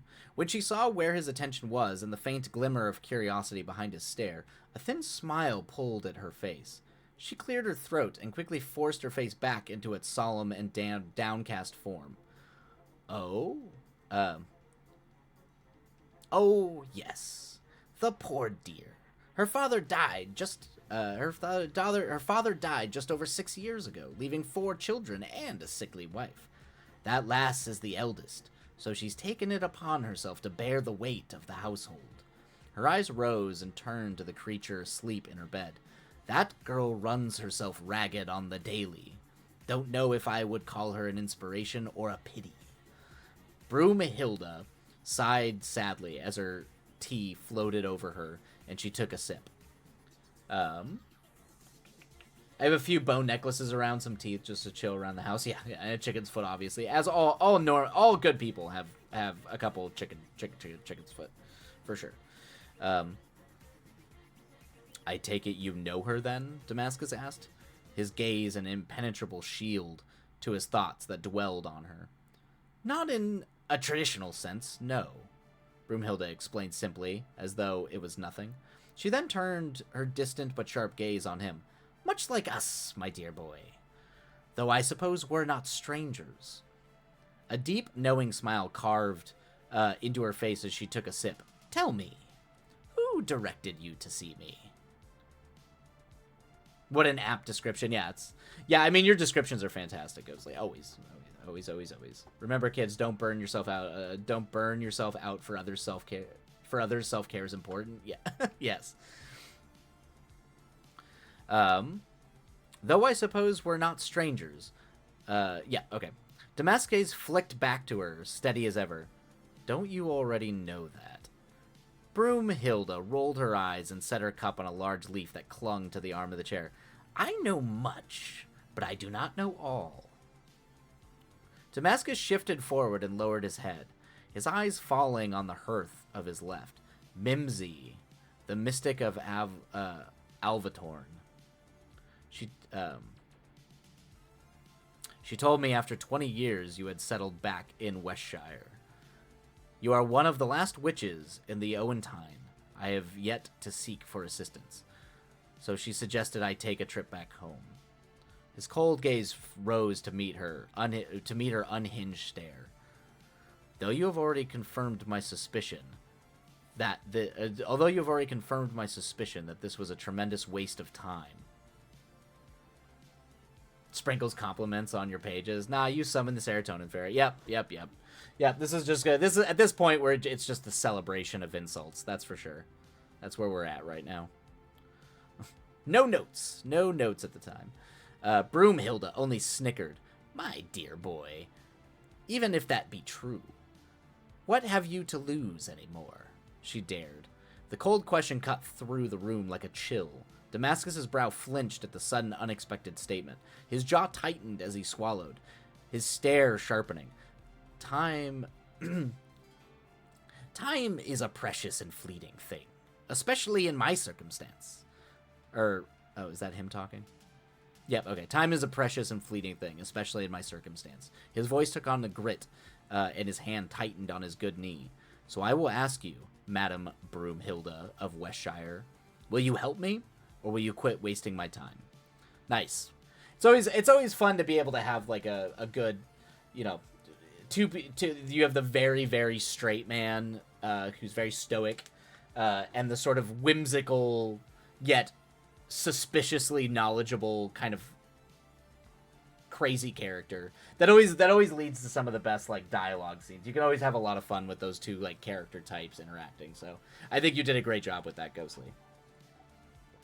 Particularly because I can also tell that you are indeed laying a lot of groundwork here, lore-wise. So, in terms of what's going on in the background, you are trying to do a lot of work there. So you're being smart about making it entertaining. So these are all, they sound simple, but you're doing them very well, which is giving us a lot of information, but doing it in a very, very fun and entertaining way. Oh yeah, next 3 chapter, I lay it on thick. Okay. All right. The soft, damp cushion of moss prickled her nose as she breathed in the stark smell of dirt along with a fainter tone of smoke. She found the touch and smell were all she could focus on in the blackened and ringing world. She honed in on the cool earth she laid on, and allowing her mind that felt tethered to a string above her to float back down to her body. The faint sound of 2 voices grew in volume through the ether. She knew and understood the words they were saying, but nothing processed through the thick fog that clogged her brain. Slowly, her eyes stretched to open. For a moment, everything was a spinning dull blur of dark brown and green with flicks of light, but as her eyes sharpened, she could make out she was in a room. It was small and cozy, but filled to the brim with everything one could imagine. The walls were covered with paintings and shelves and textures and symbols. A wall would start as logs and mortar, then from behind a shelf or bookcase it would become planks or bricks or stone. Her awash attention became fixated on the bits and the bobs of things she had never seen before that hung from the ceiling. Some were made of wood, some metal, others glass, that gleamed in the dim firelight. Were they figurines? Tools? Chimes? All the above and more? Her vision rippled with the melodical pulse of her brain and her skull. Through the ambient chime in her ears, the speech sharpened in tone, and her attention shifted to the figures she failed to notice previously. Time is a precious and fleeting thing, especially in my circumstance. So I ask you, Madame Broomhilda of Westshire, will you help me or will you quit wasting my time? Nice. So we got going back in time a little bit into her point of view. Her eyes grew as the name lit a match in the dull fog of her mind. She pushed herself up from the moss she rested on, her still distorted vision honing in on what squat, hairy figure by the fire. Hell yeah, and I agree with Violet. You're doing an incredible job balancing the necessary plot points, character development. Yep. Vision honing on the squat, hairy figure by the fire. Which? She had meant to say it louder, but through her dry throat, it was little more than a quiet, warbly rasp. 2 sets of eyes turned to her, the first being 2 mucky brown eyes that lit up like a bonfire when they met Buttercup's, the other being from someone she hadn't really noticed through her tunnel vision until his attention turned to her. In any situation when she was of sound mind, she would have been annoyed that her first thought was, perhaps they're more gray than black, as she met those unnatural eyes in better lighting. Oh, that's funny. Before she could slog through, I do like that. Yeah, that's like, it's like, if she had been of sound mind, the first thought that would have come to her mind is on the eyes, of course. Before she could slog through another thought, the small witchy woman stood from her chair and clapped. Well, doesn't that just complete the dynamic? She said in a sing-song voice as she skipped her way to the bed. Buttercup held onto its frame as the world tilted back and forth around her. Am I in a ship? She asked in a slow, distant voice. Throw me into a log, swimmer, toasty campfire.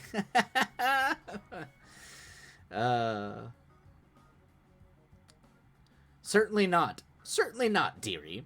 She looked almost offended at the idea. I have seen ages forwards and backwards through this bizarre thing we call life, and I will tell you, baby honey child, the more men have seen their doom, than the great blue, to the great blue than any sword. I'd rather lose my last wit than live on some drifting coffin thinking can fight water as though I am a god. Oh, that's good. That's good. And also not wrong. Also not wrong. You will... The ocean is not to be trifled with. That's my favorite piece of dialogue. That's a very good. I mean, I can tell the baby honey child. I can tell that's a little bit of your southern coming out. But I do love that more men have seen their doom to the great blue than any sword. It is very good, Ghostly. It's a good line. I just imagine her steadily getting more erratic. Yeah, yep. Buttercup blinked as her eyes attempted to focus on the leathery, knobby-knuckled hand that held out its offer to her. From the hearth, the large figure stood, though he had to stoop. In a few flowing movements, he maneuvered around the cluttered floor and stopped at the head of the bed. "Let me," he said lowly to the witch. You've captured their tone so well. I was going to say the same. I see your southern tone. Yep. I wish I could wash it off. It's fine, Ghostly. Like, lean into it. The witch flashed 2 rows of cracked yellow teeth. "Oh, yes.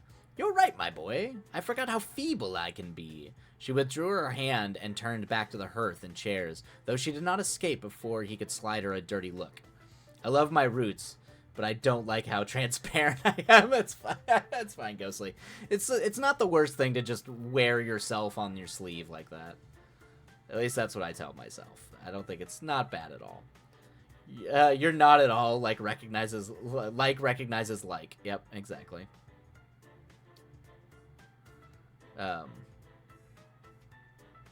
I do not I do not do this for your sake, witch, he said over his shoulder.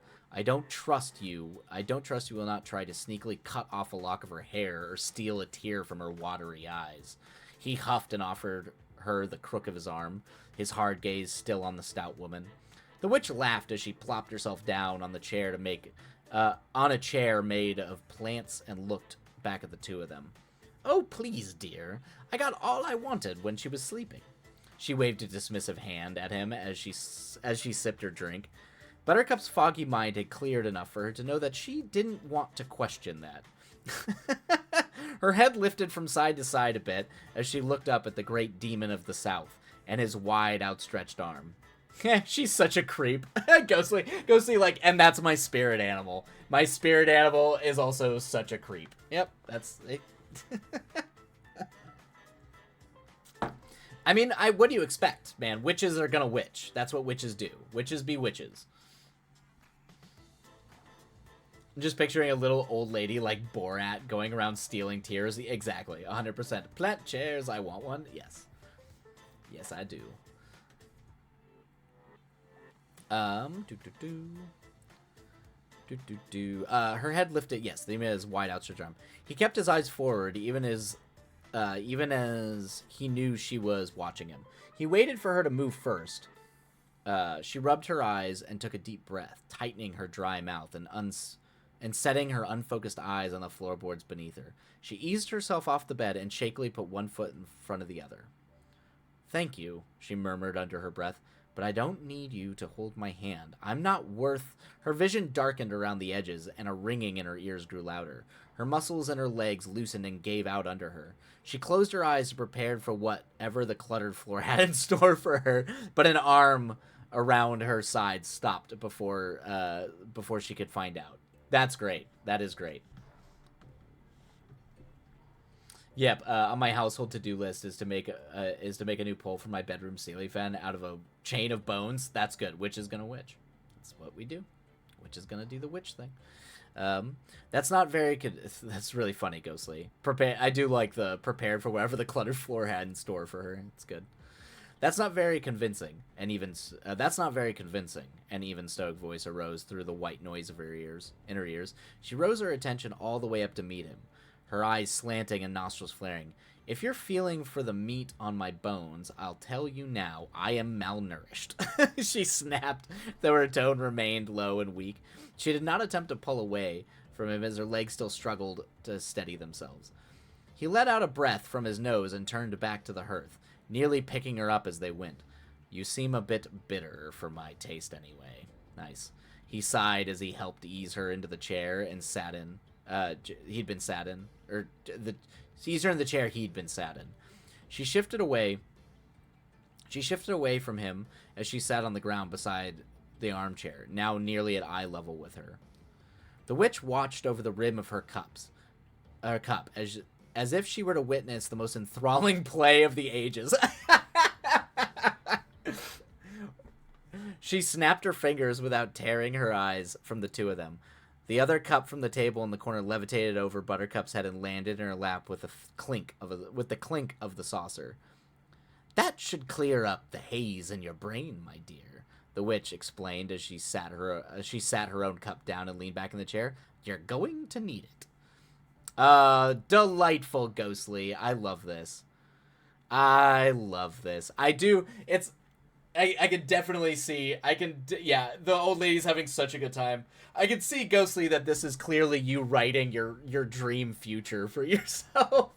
Where it's just like, you're about to watch two beautiful but opposite creatures clearly have some form of, like, intriguing love dynamic, and you're just like, ee, with your little T. Just like, excited to watch it all happen. It's funny. It's funny. As someone who my family has said that I was an old man when I was born an old man.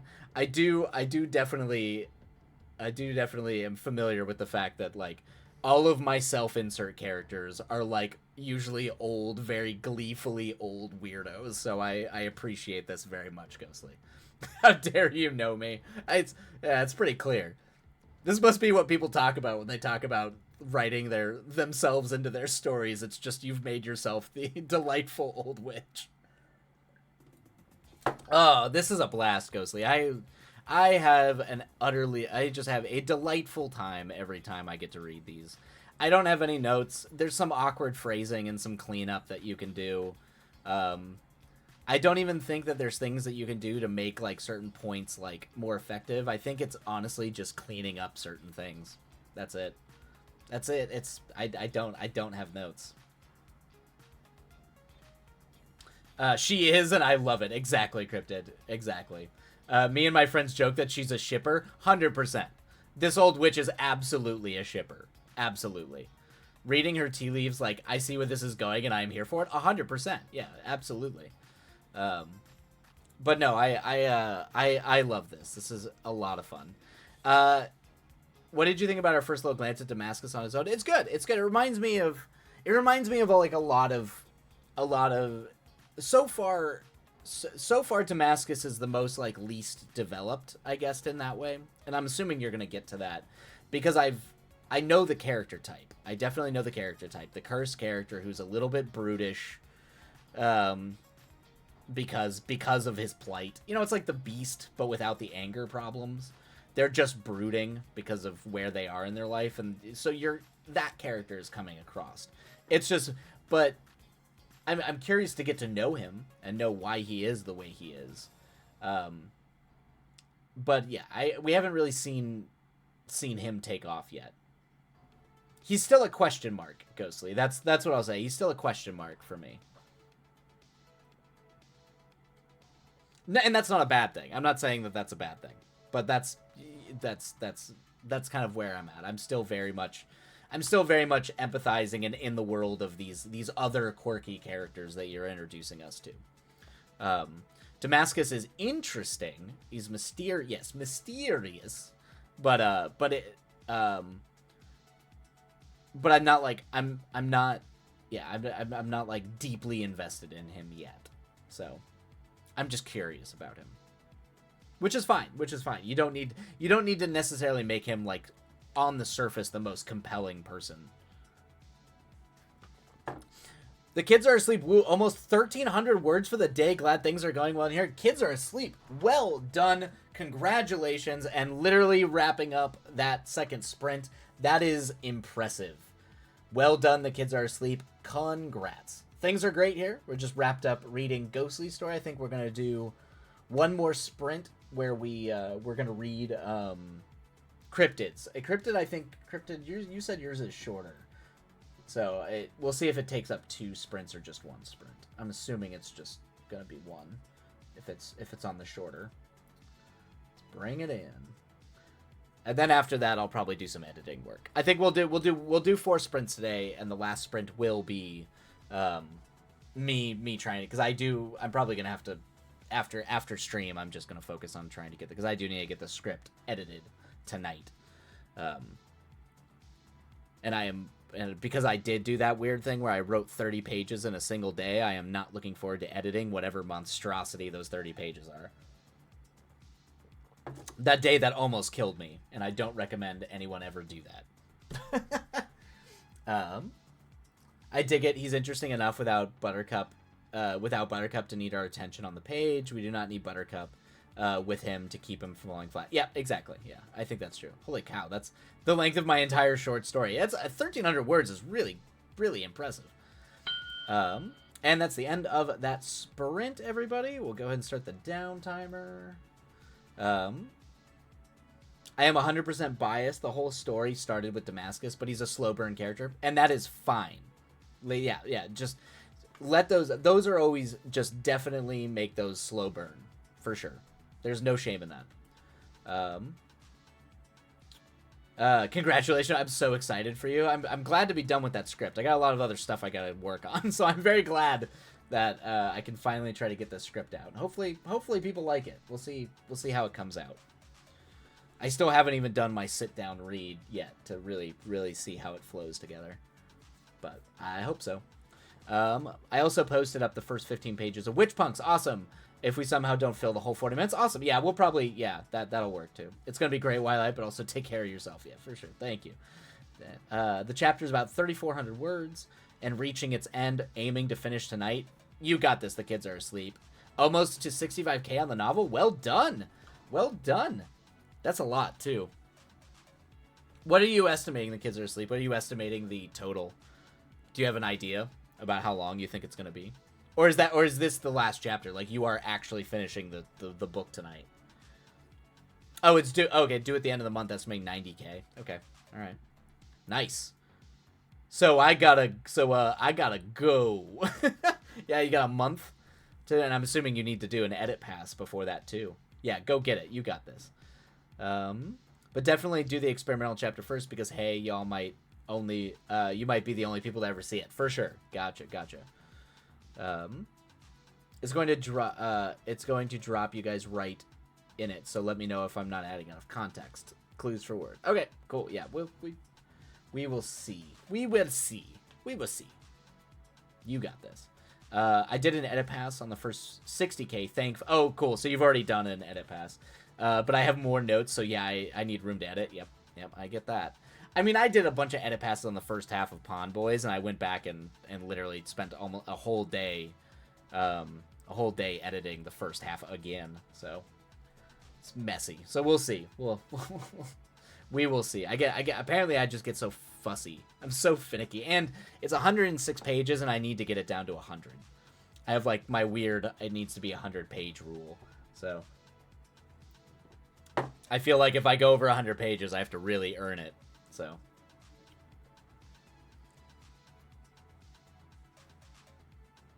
I just realized I kind of mentioned the monsters in the woods at the end, but but hey, Chase isn't thinking about those. He's a big scary thing. There you go. Yep, exactly. Yeah, I had to cut at least a chapter worth of stuff, and I did. Thankfully. Good. Yep, that's awesome. Well done. Yeah. Yep. That's like the big thing, is just trying to make sure that all these things get trimmed and edited and cleaned up, and I'm especially struggling to try to I need to make sure the story flows well, make sure that the characters, the voices for the characters make sense, especially since functionally nothing happens. Very little happens in this entire script, so I gotta at least make sure the first 50 pages make that worth it. No easy task. But you're doing very well, Ghostly. For a story that a hangout movie / slice of life where not a lot is happening, you are doing very, very well with your characters, keeping it interesting. Me inserting so many popes and pools. Kids are asleep, that's amazing. Inserting so many popes and pools. I like that. That's good. Ugh. Ugh. All right. Where are we at here? I also have to make... Oh, I should definitely make myself dinner tonight, too. Definitely got the dinner. I completely forgot that that's a thing. Go see, I don't do plot. I do people. It's a good place to live. Highly recommend do it. There's no shame in that. No shame in that at all.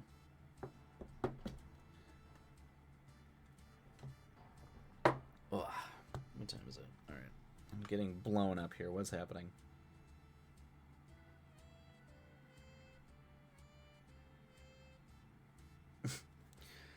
Oh, man.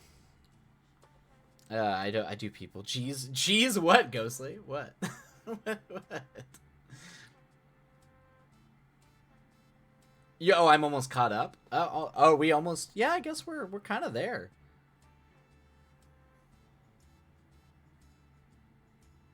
That's a phrasing, yeah. I don't do plot, I do people. For sure, the kids are asleep. Oh, I'm nearly at the end of... Oh, yeah, I guess so. 6. We have 6, 7, and 8, and 9. All right, we still got a little bit. 9. I got 4 more chapters. All right. Good luck. The kids are asleep. Go get those words done. You got it. Oh, 9 is unfinished. Got it. Okay. I did microwave Indian food for dinner because I had yard work today, so cooking wasn't happening. Yeah. Yeah, all I've eaten today is I had some oatmeal, so I should probably eat. So at some point, probably before I finish my edits, I should probably go make myself food, and then I'll finish my edits tonight. But we'll see. We'll see if any of this is actually good. Never know. Never know. Never know. Never know. All right, let me just minimize this. Let's actually get this thing up.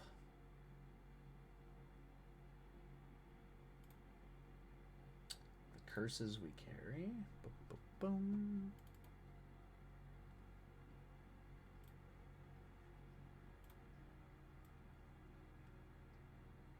Boom, boom, boom. Ba-boom. Awesome. All right. I'm going to make this a little bit bigger so my eyes don't get murdered. I greatly appreciate the thoughts on the characterization. That is always what I question from chapter to chapter, i.e. Buttercut somewhat defending Logan to Bella. Yeah, I mean, it's fine. I mean, you... Oh, thank you, Opera Soria. Somewhat defending Logan to Bella. Yeah, I think you're doing... Wait, oh, is that not it? Did I download the wrong thing? Oh, here we go. Got it. I see it. There was 2 links. My bad.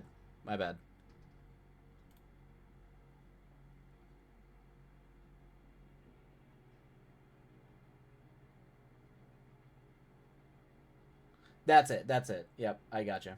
Yeah, no, I grabbed both links. There we go. Okay, there we go. All right. Yep. I don't know why I didn't see your first thing. I think for whatever reason, I only saw the the second one for whatever reason. There we go. All right, this is the right one, right? Right, Cryptid. That's only if we have time. Okay, I wanted to keep it short. Oh, gotcha. Yeah, no, you're fine. You're totally fine. Boop, boop, boop, boop, boop. I can tell by the formatting. Yep. Yeah, for sure. Yeah, the formatting wildly different. All right, we got 2 minutes left. We're running ads. I guess I should go get more water before my voice goes completely dead. It's not too... I mean, it's actually holding up all right. Yes, it has 0 formatting. I know that's it. Yep. For sure. All right, I'm going to go get water. I will be back, and then we will go ahead and dive into Witch Punks. Book 1, Chase POV deleted scene. Interesting. All right, reading a deleted scene. Very exciting. All right. That's how I wrote it. Oh, yeah. It's on Scrivener. That makes sense. All right. I'll be right back.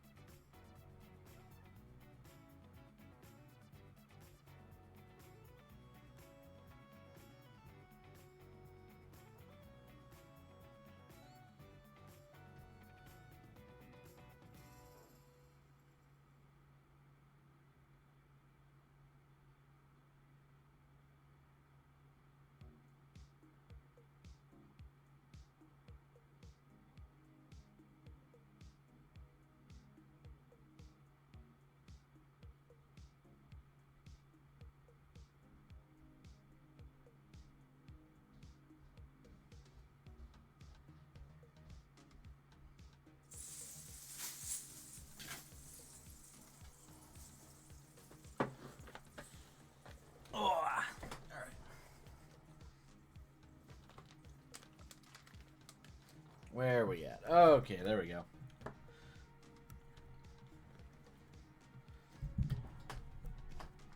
Okay, there we go. What is it? All right, let me catch up on chat here really quick. Format is overrated because I wrote yep, quietly screaming. If they let me, this could be one of 2 end of book editions for the paperback. Oh, nice. Okay. Pet's okay, shoot's okay. Promise it gets easier. Time was you had to do such things for paperback format. Oh yeah. So in my ideal world of publishing, some would have this and some would have another deleted scene, and you get what you get. Oh, that makes sense. That tracks. Yeah. Wyatt has read my things on stream 4 times now. It's been quite a bit, and I think I read some of your stuff on stream before we made it like a thing. Old man voice, back in my day, that's how it worked.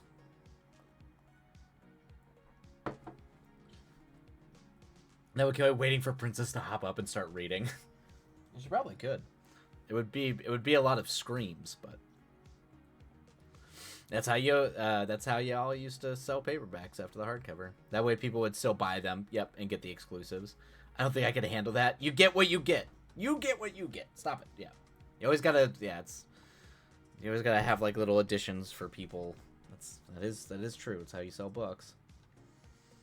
I mean, you could thumb through to the end in the bookstores to see which you had, and if you want to be choosy. It does seem unnecessary, but it makes sense. All right. Okie doke. Let us dive into this cut chapter. Ba-da-bup.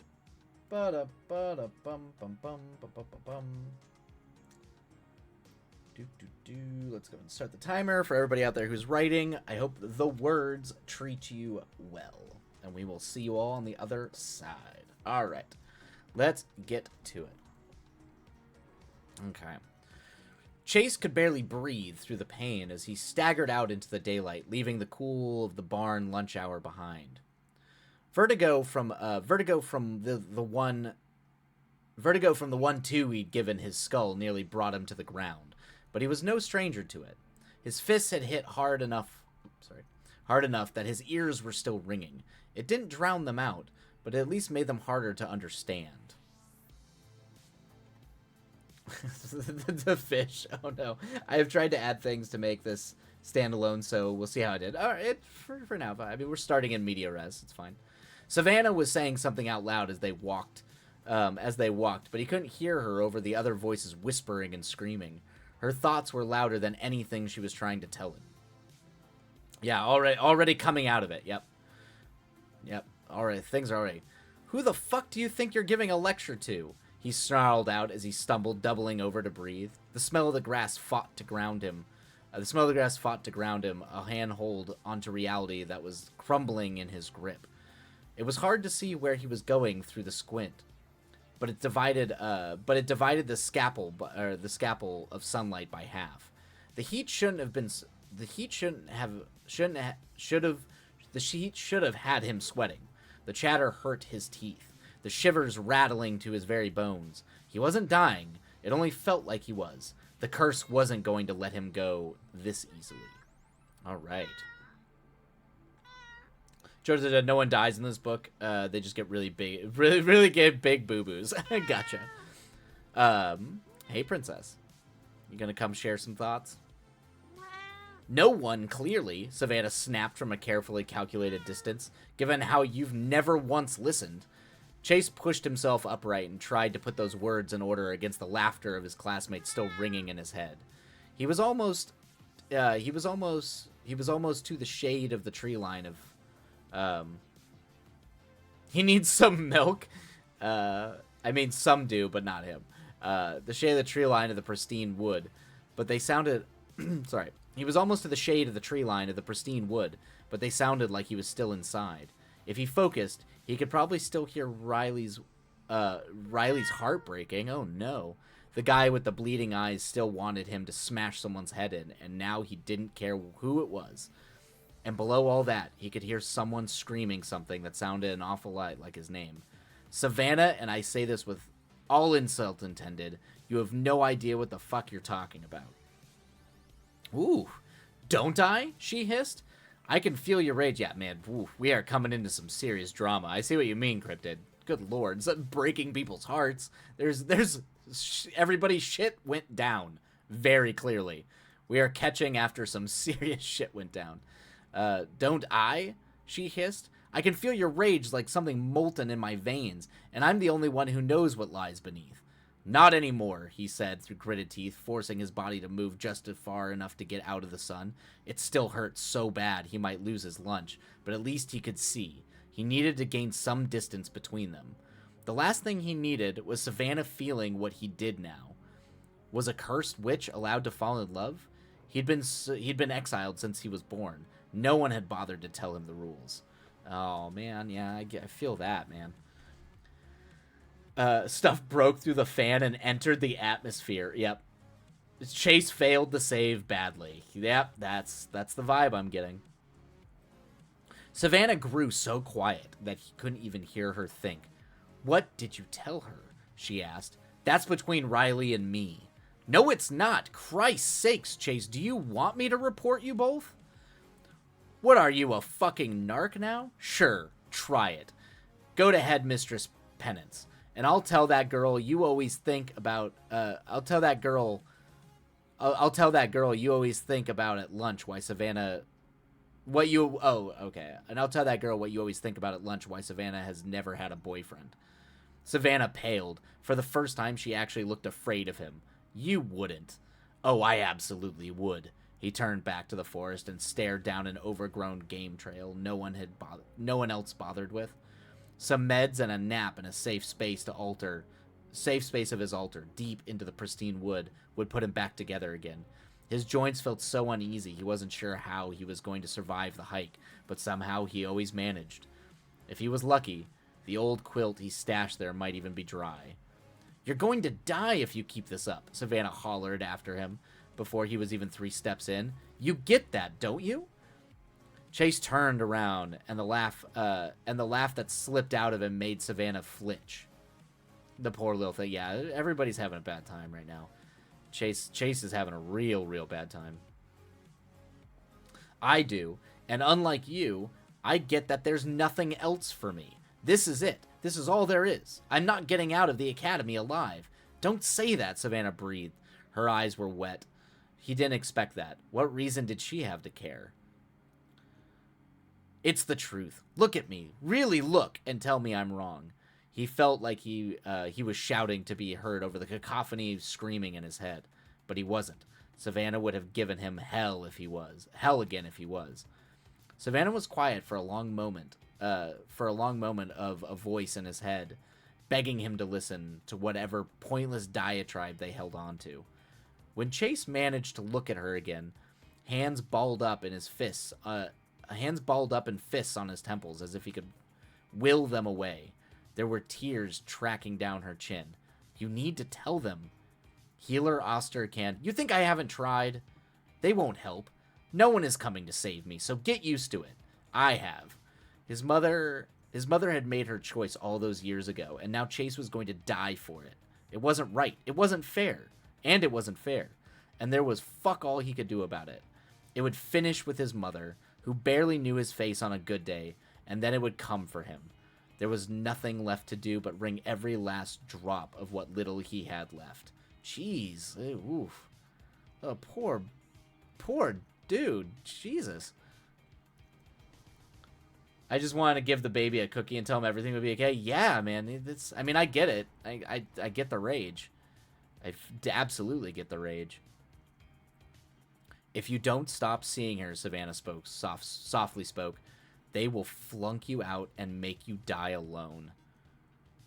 What is this magic school, man? This is a whole school of life. This academy is life or death, man. Whew. Chase snorted. They would have done that already if they wanted. This is my best boy. I can tell. Yeah, Chase is. Yeah, I can tell. I'm definitely getting the vibes when you talk about like the Heathers, Lost Boys kind of thing going on here. Yeah, I'm here. I can hear it. I can definitely hear it. That Christian Slater edge rage that's going on inside there. Yeah. They would have done that already if they wanted. No point teaching me the importance of respecting my elders when I'm not going to outlive them. And what about Riley? She said as he turned to walk away. What about Riley? The first person to make him want to bother with attending every class. Every class of the day. What about Riley? The only person who wanted to be around so bad, he wanted to be around so badly, he'd push through pain and brave the things he knew weren't real to do it. What about Riley? Who he already cared for so much he'd burned down the whole damn place. And any chance he had at beating this thing, if it would keep her safe. If she would only keep coming back to sit under his tree with him every morning. Aww. I feel that. I've felt that. I know that vibe. I know that feeling.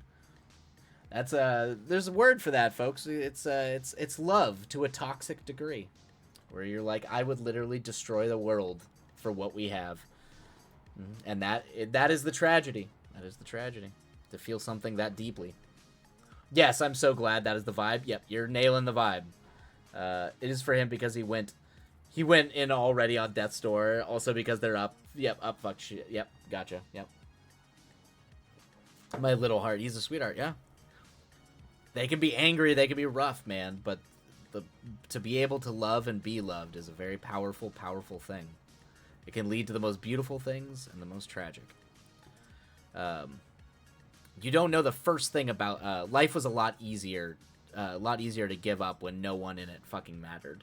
True. Great line, Cryptid. Great line. You are nailing the very edgy, like angry at the world vibe, and you're peppering in some really good, thoughtful lines. I really like it. Yep. What if the school deserves it though? Yeah, and it probably does. You don't know the first thing about them, Chase said. even though Riley hadn't gotten to the pronouns part of her journey yet. Nice. They would, though, and he wanted more than anything to be there as Riley put the pieces together and found who they truly wanted to be. He wanted to see that shy smile every day for the rest of his life. Wanted to see it grow confident and easy with age. Oh, that's sweet. I love this. Something was trickling down. Something was trickling down the piercings in his lobe. He swatted like it was an exploding mosquito, but it was just his own blood dripping out of one of his ears. Somewhere in the distance, he could hear a man wailing in agony. Chase didn't bother looking around. He knew no one was there. Chase! Savannah was under the trees with him as she was yelling. How long had that been going on? Chase, you really should go to the healers. So they can do what? Take more notes? What if they asked what happened? What if the academy finally did make them stay apart? Chase's hands turned to fists at his sides.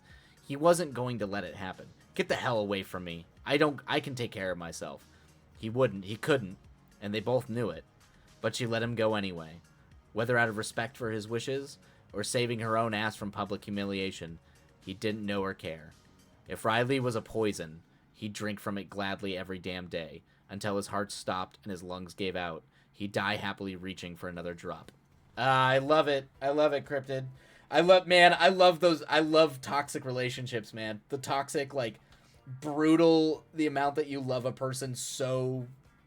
Just those types of, like, really visceral relationships I am all about. I thoroughly enjoy this. I do not know the total context of it. I will say that, like, I think I was able to get through it pretty quick, but, or like I was able to put together quite a bit of it, I think. So you read that so fast. I mean, it was really not long. It's a pretty short little tidbit there. So, but wait a minute. All right. Hold the phone. Who clipped that? I love toxic relationship. Parallel Wyatt 2024. Look, everybody, one of my favorite movies of the year is Love Lies Bleeding, which is all about toxic relationships. It's my jam. So, Opera Soria, don't you dare. Do not keep track of that Ghostly quote. No, Ghostly. No! That's funny. It's a great little quote. Great little out of context quote. Opera Soria, please hold. Okay. Okay, so you can do the first 15, I guess. It's 2 chapters, so it works if we only do the first 9. Okay, gotcha. Okay. Kids are saying, do it, coward. That's good. You can quote me on that too. Okay, do it. He does, Ghostly. I wrote the epilogue before I finished book 1. Oh wow. Okay, good. I'm glad Chase needs a happy ending. They need that. There's so much anger there. Because I was like, we're not doing, because it can go both ways. You can go the Heather's way, where he literally just blows himself up and Winona Ryder lights a cigarette off of it. Which, by the way, is a pretty, that ending is hard. That ending hits hard. Or you can do the happy way. The sort of like,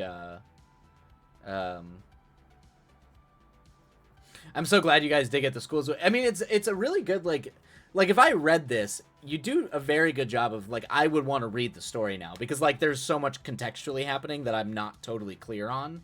Like, I'm like, okay, I get the school, but I don't know what the school has done. Clearly, in some ways, it's systemically or in some way brutalizing these kids.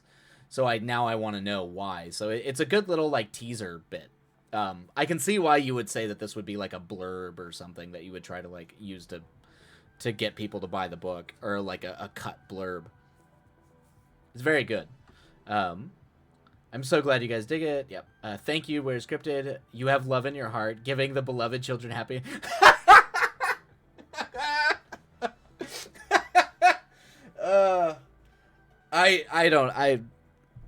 I don't know what you're talking about, Ghostly. I write nothing but happy endings. I know that was a dig for me.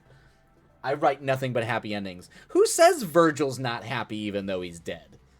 Who says that? He could be happy. Doesn't just you will never live it down. May I ever be the knife in your shoulder. I do. I say he's unhappy. Maybe if he had lived, he would be unhappy. What if all that was waiting for him was further tragedy down the road? You never... Ghostly, no, absolutely not. Oh, man. All right, let me get this other one. Virgil, all my life's labors feel like just a feather in my hand. Oh, that's a good line. That's a good line, kids are asleep. No, he had a spicy Latino right around the corner. And you robbed him of that.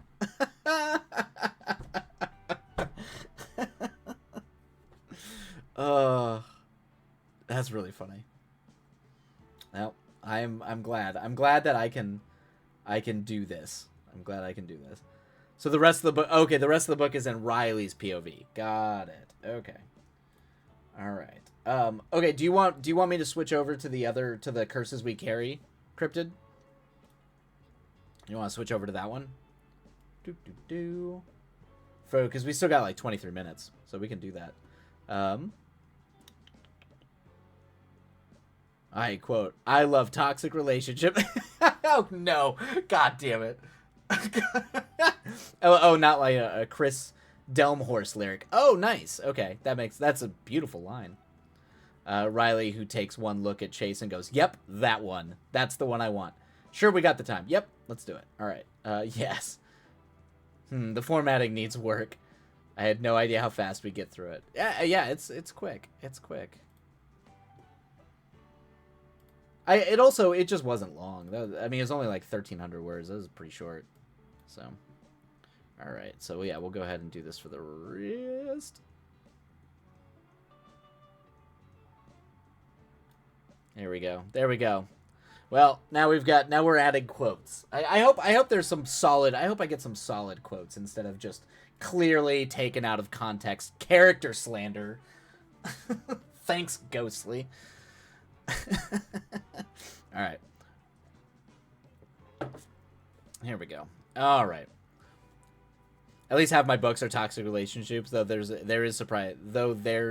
is surprisingly healthy. Yeah, I mean, you can always go both. It can start toxic and get better. I mean, that's kind of the wheelhouse you want to play in. So, I'm a big fan of it. I've always been a big fan. If I ever wrote like a romance movie, like a pure romance movie, I think I would write a romance movie where the glorified glamour of like the romance, I would try to make essentially like take all those tropes and those sort of conventions and codes and then make them the most destructive thing ever. But that's just me. That's probably how I would do it. All right, let us go ahead and get rolling. The Curses We Carry. So this is the beginning. Awesome. Excited. Let teenagers. It's fine. Teenagers can be messy, dude. We've all been there. It's all been messy. Ghostly. Twilight, I love that. Thank you. Yeah, well, that might be next. My goal is to try to write a movie in every genre that would be the perennial me. Just like, what would my take on this genre be? And I'm sure Ghostly will be upset that in some case, all these delightful characters I'll make, they're all going to have terrible, terrible lives. Which is not true. I will not do that. But I might do that. All right. Chapter 1. Riley lay sprawled out in the grass behind her home, making cloud shapes in the Arkansas sky, wondering idly if she would have to summon a demon today. Oh boy. Oh boy. Twilight seeks my pain.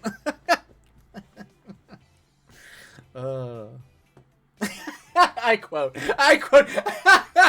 God damn it. God, no. This is gonna get out of control so fast. Oh no. Oh no. Oh boy. I'm gonna start acting like, start doing the like Hellraiser stuff. We have such delights to show you. Ma and Pop have been talking in hushed voices on the porch while they drank their morning coffee.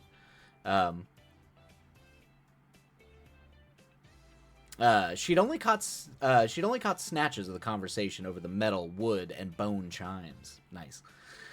The last thing she heard was Pa say, "I'll look over the 4x4s. Make sure we got enough gas to get in deep. Might be low. Havetta, send Noah or Ollie out to fetch some." Ma had nodded, and Riley had gone back to doing the dishes as if she hadn't heard a thing. When she'd finished, she poked around the cupboards, taking stock of what might be of use. There hadn't been much, but she found one last jar of peach lightning from last year. Go away, Google.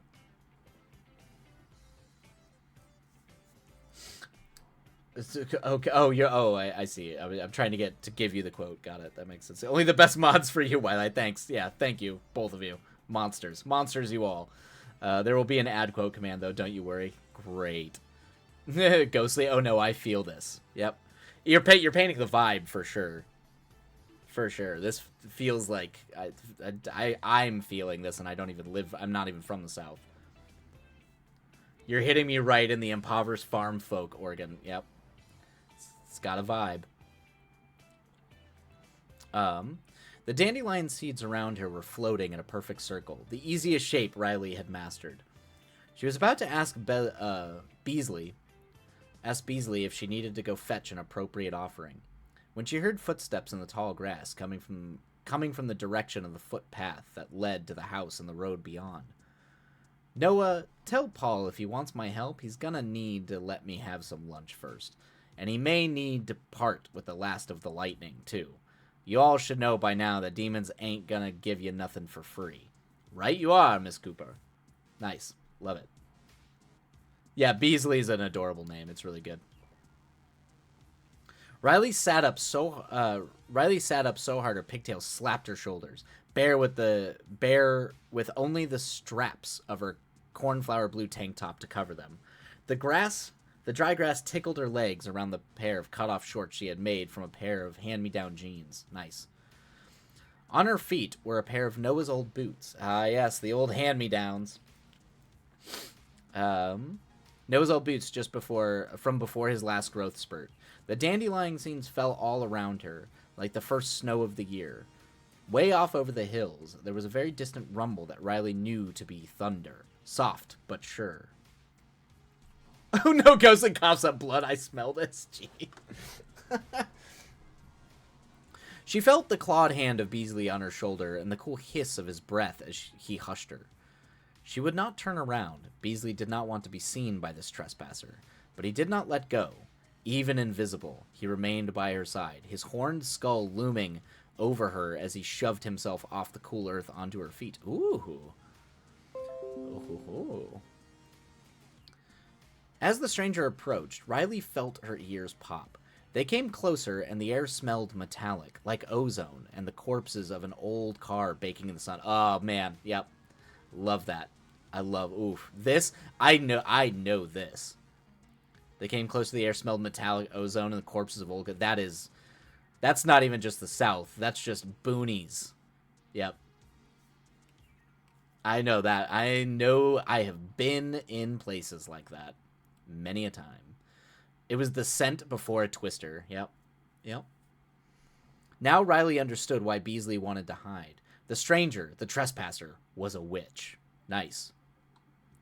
Riley didn't know who they were, worrying, since she knew every witch in the country. Her first guess was a man from the flat chest, dressy vest, and fancy trousers, but the hips were more like hers, and their hair was long. The voice was neutral, neither feminine nor masculine. They were taller than most, not as tall as Beasley, but no one was even when he was hunched. They were skinny, but not the way Riley was often skinny, the way rich folks were. They probably went running every day and lifted weights to stay that way. Riley did farm chores and ate most of their meals. Most of their meals were grown on their own land. Yep. If Riley encounters a non-binary adult, exactly. What is this magic? Wait, you're saying that you can... You've somehow stepped out of gender? You're trespassing on private property, Riley finally said. And you're a damn sight too fancy to be from around here. I'd get gone before Pa thinks you're one of them lawyer types. He keeps a shotgun over the door. Amazing line. Amazing, Cryptid.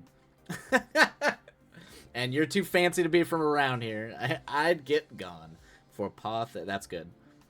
We don't like no lawyers around here. Money men. Yeah. Love it. Love it, love it.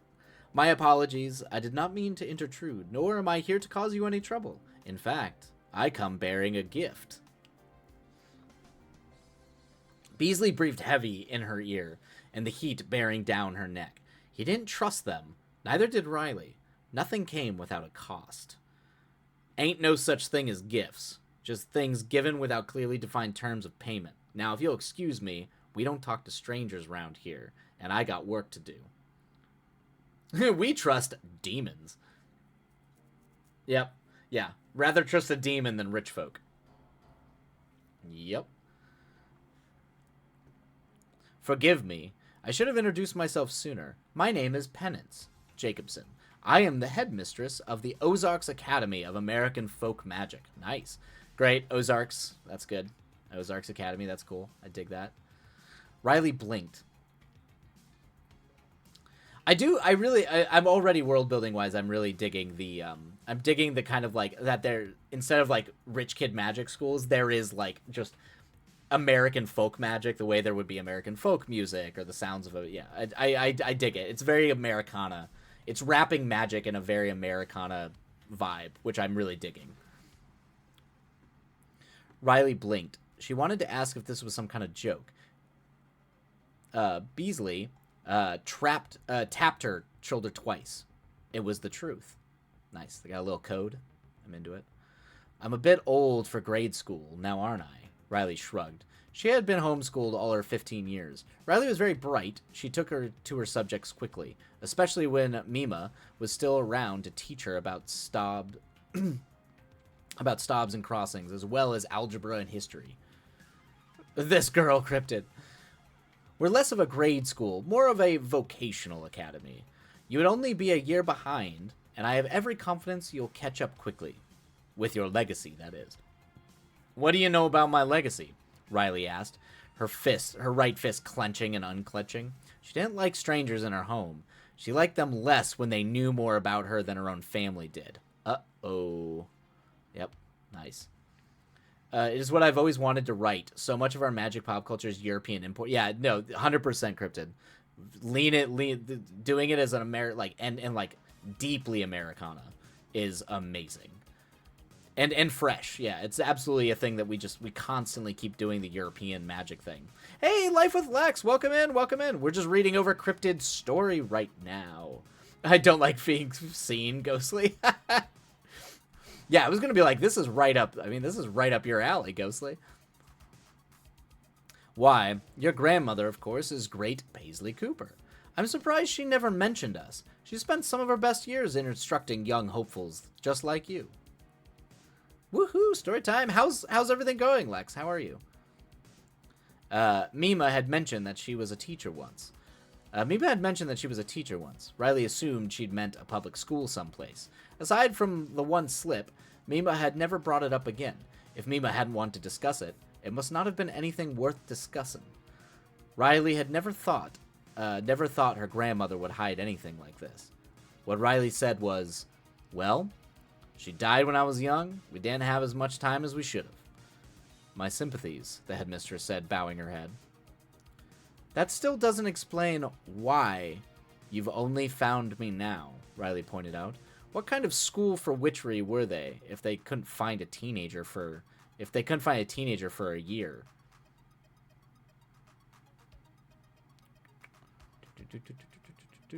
I'm definitely not quietly screaming that this is going so well. You can't prove it. Oh, I'm glad, Cryptid. Good. Scream away. Riley had thought this would put the woman off, as she was a woman by her tone and posture. Riley was sure of it, but this did not happen. Instead, Penance Jacobson's smile only widened. Beasley's grip grew so tight on her shoulder, Riley feared she might begin to bleed. Your home is very well warded, Headmistress Jacobs said, like she was complimenting a charming front porch. We wouldn't have invited you a year ago otherwise. One quarterly scrying for talent only picked up. Our quarterly scrying for talent only picked you up last week. Boom. Good. Finish the semester. Congrats. Yes, Lex. Good. Congratulations. So I've been chilling and catching up on all the media. Hope everyone's doing well. Doing fantastic. Loving this. But yes, catch up on the goodies, the movies, the TV shows. All delightful. A lot of good movies coming out this year too. So a lot of good movies come out so far. Riley said, playing dumb and hoping it worked. Last Wednesday, she had gone up the neighbor's peach orchard for a bit of mystical assistance. It was nothing really, a protection spell to spare the crops from the onslaught of severe storm band headed up from the west. Riley hadn't thought anything of it at the time, but it did violate Mima's rule. Always cast within a family circle. But this was benign. Burying talismans and carving symbols into trees. No summoning. Not even a whirlwind of power. As natural as throwing salt over your shoulder or keeping railroad spikes over the doors. Regardless, Riley had done it, and now she had been found. Mima would tan her if she were still alive. The headmistress didn't say a word. She stood there patiently, as if to do so all day and all night, if that's what it took. A vocational school? Riley spoke. What, like a shop class for witchcraft? Nice. Far more advanced than that, but you have the right idea. We help young practitioners such as yourself hone their abilities. By teaching you the core principles and finding where you specialize, we aid you to turn idle talent into something useful. Yeah, that's not loaded. Useful, huh? A productive member of society, perhaps? There is so much Paisley never had time to teach you. Even more that has been discovered since she left. With our help, you could do more than your grandmother ever imagined. Today, you're manipulating clouds. In a year or two, we could have you calling down the rains for local farmers, or helping new homeowners find water sources. What could go wrong? A job. These were words not often spoken in the Cooper household. Work was damn near impossible to come by, but Beasley had never hidden from anyone before, had never stood behind Riley like a faithful watchdog, ready to tear someone apart if they made one wrong move. She didn't like it. Yet with Mima gone and the fellow hill witches keeping to themselves, who else would teach her? If Mima wanted me to know, Riley thought, she would have told me when she had the chance. I like this. I like we're already getting these. Yeah, there's the way has been laid. The I'm not going to tell you about this. This is bad news. But maybe not. I mean, no offense, ma'am, but it sounds an awful lot like you mean trade. You teach me of all this for what? Out of the goodness of your heart? You seen the house when you come here. Must have got a look at a whole lot of nothing we got going on up in the West Cobb. You know we ain't got coin for no fancy school. Call it a favor. You come to study and learn. We ask for a favor or two in return. Your grandmother was a legend. I hate to see anyone with her talents go to waste. Yeah, but man, what does it mean? What does that mean, go to waste? Riley snorted. Last week I summoned a demon lord to help a man keep his land from getting wrecked all to hell from some shady government folk. I wouldn't call it going to waste. Nice. I like that. She's like, I'm already doing this shit, man. Why summon a demon to do something we could teach you to do yourself? The woman took a step forward, reaching into her fancy coat pocket. Riley backpedaled, nearly tripping over Beasley in the process. He growled, and the headmistress stiffened and stopped. When she held out her hand, it was to hand over a business card, plain white stock, satin matte, and the initials AAFM on the front, and the woman's name, title, and a phone number on the back. There was no address. Get him, girl, as you said, Twilight. Yep. Take some time to think it over. Talk to your folks. We'd be happy to give them the full tour so they can rest assured that you're safe with us. Riley tucked the card in her back pocket. Right. I'll do that. She looked up when she heard someone calling her name from the house, and by the time Riley looked back, no more than a few seconds, the woman was gone. The only trace of her was the ozone and the hot metal smell. The storm Riley had consequently conjured rumbled like great boulders echoing off in the distance. Riley looked at Beasley. He only said, "We should get inside before the storm gets here." "No use," Riley shrugged. "We'll only be going back out in it again." Beasley shook her head, and she let him lead her back to the old farmhouse. Maybe she could get a bite of supper first. Awesome. Great opening chapter. Cryptid. Fantastic. So full disclosure, anytime I've only been to the South a few times, so like I know poor mountain folk. I'm not super familiar with the South outside of just driving through it a few times. But like you're definitely capturing a vibe that like when I read like Faulkner, like it just my brain is always going to go to Faulkner because to me that's just what the South sounds like. And when I've read books, and you are capturing it really well. Like I like the landscape, it's painting, it's got texture, and it's kind of like laying the groundwork for their own internal worlds, which I think is really good. That's like a strength I think that comes from the South is those sort of landscapes, the hostile weather, that world kind of it imprints on the psyche of people. And so you've really captured that sort of like kind of what it means to exist in that world. It's really well. So I'm thoroughly enjoying it. And as someone who didn't grow up in the South, it still resonates. It still hits, which is good. Your audience is broad. Thank you. You would not believe the wide array of agent feedback I've gotten on this. Really? Interesting. Is certified Southerner, I give thumbs up. Exactly, Lex. Yep. There was even one that had the audacity to say, "What is the plot?" Me gestures at the school. That's an interesting. Yeah, I don't know, man. I don't know. Sometimes you just get people. I don't understand. I don't know what they're reading sometimes. Like when they say things, or they're like, this came out of nowhere, came out of like left field, and I'm like, what? Like, what? It's all there.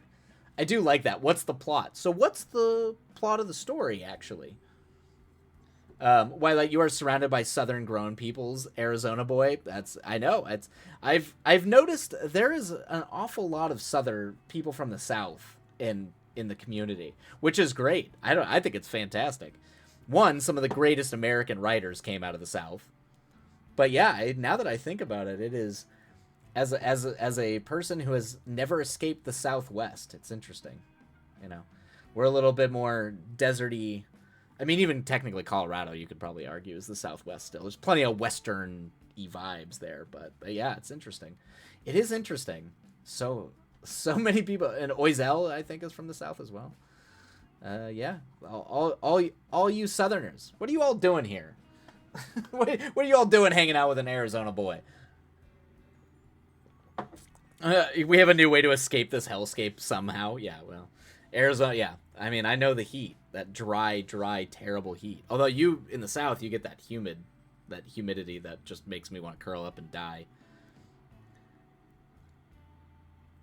So I was raised in the South, and when I moved up north, I was still in rural as hell. The combination got me here. Yeah, okay, that makes sense. Yeah, because then you just moved up the coast.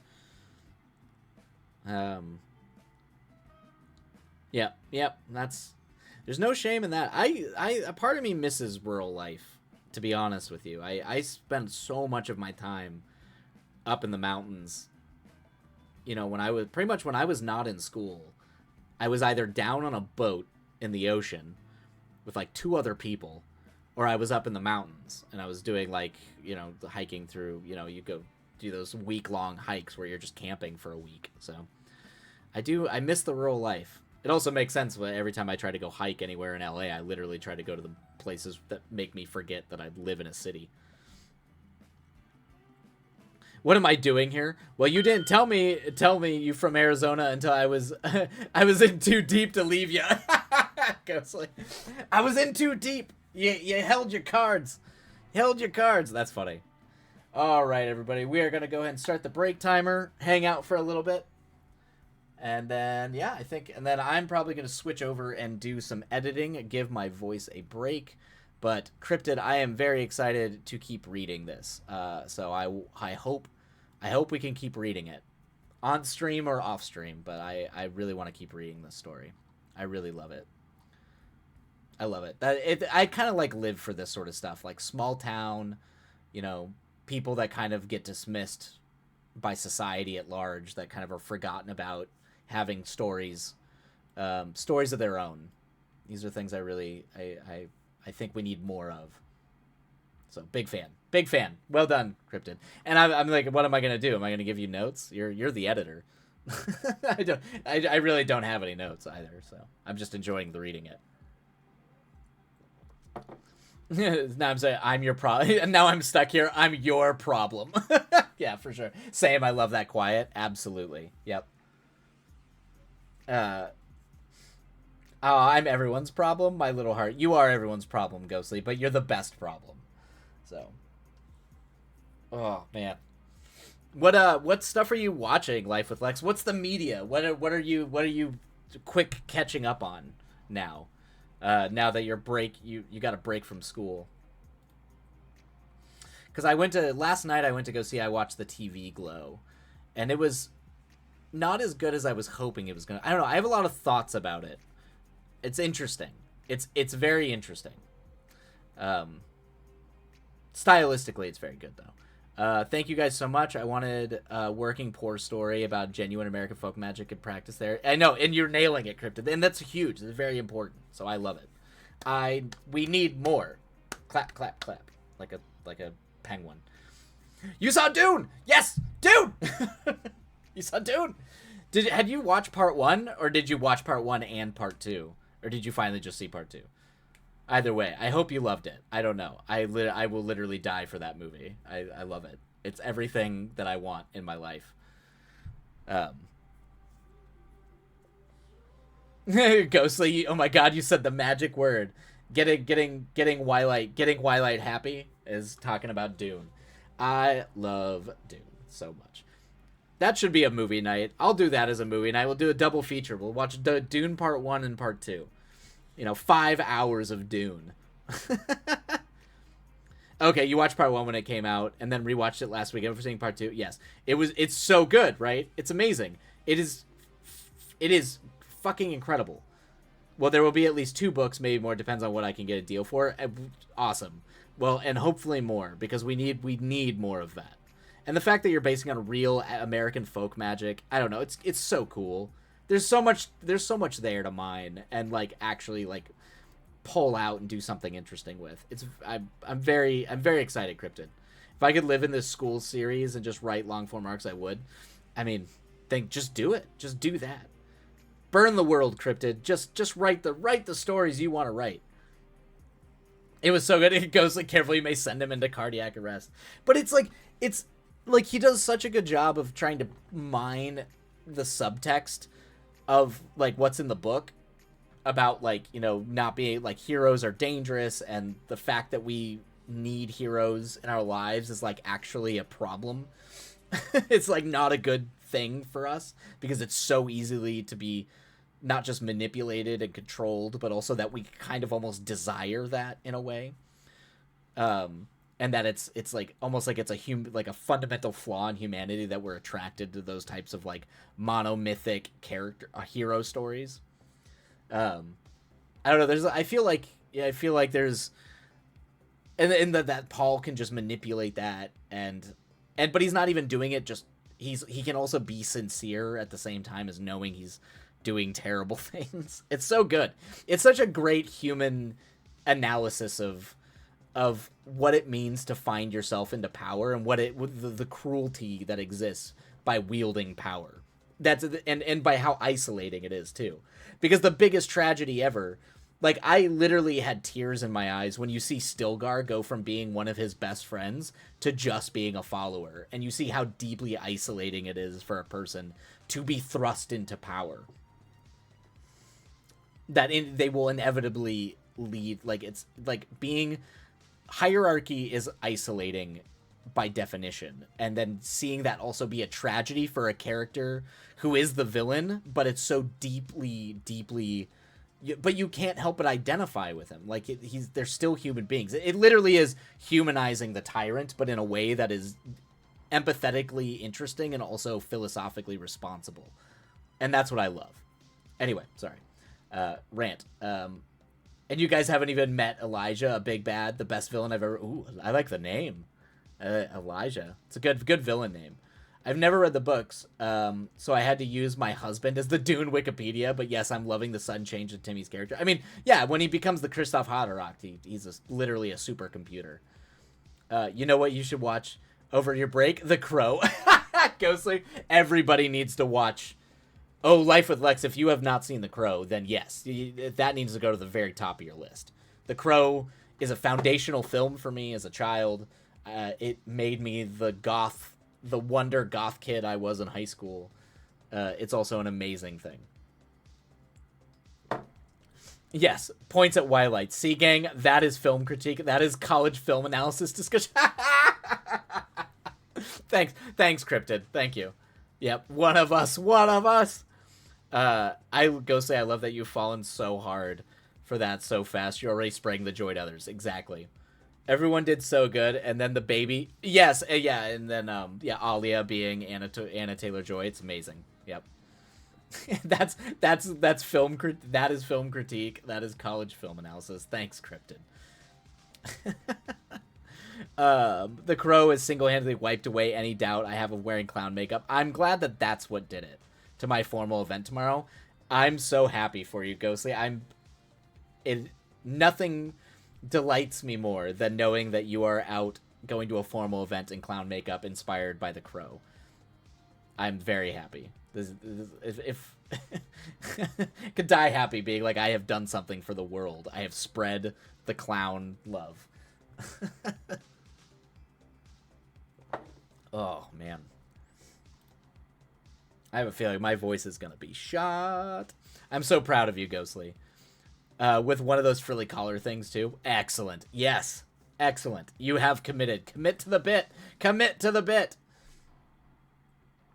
Yeah. I try to keep the college film critique analysis guy, the philosophy kid. I do try to keep the philosophy kid at bay during streams, but sometimes, sometimes people see Dune and it comes out. I can't keep it buried forever. It's gonna rear its ugly head from time to time. Yeah, I liked it. Good. Glad the pretentious college guy film talk.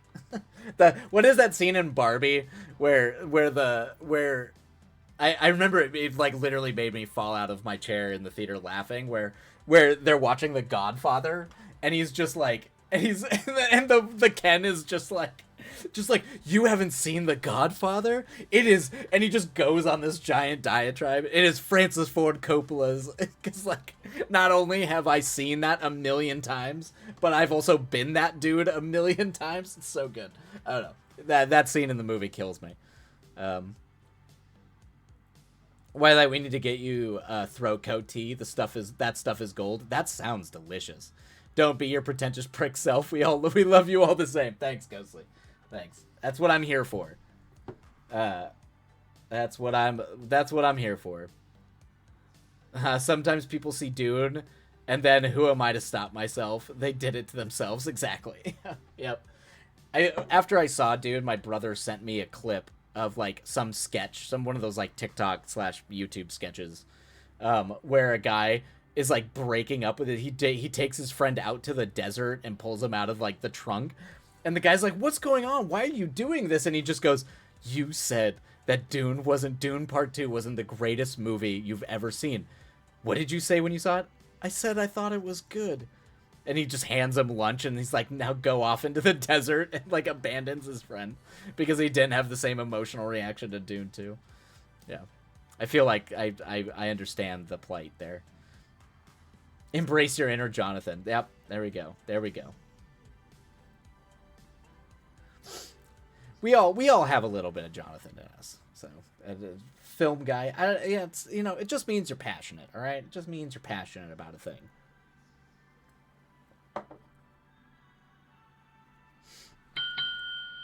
Boom, boom. Oh, you know what? I was gonna, before we start this sprint, I know that was the I'm gonna get some water and stuff.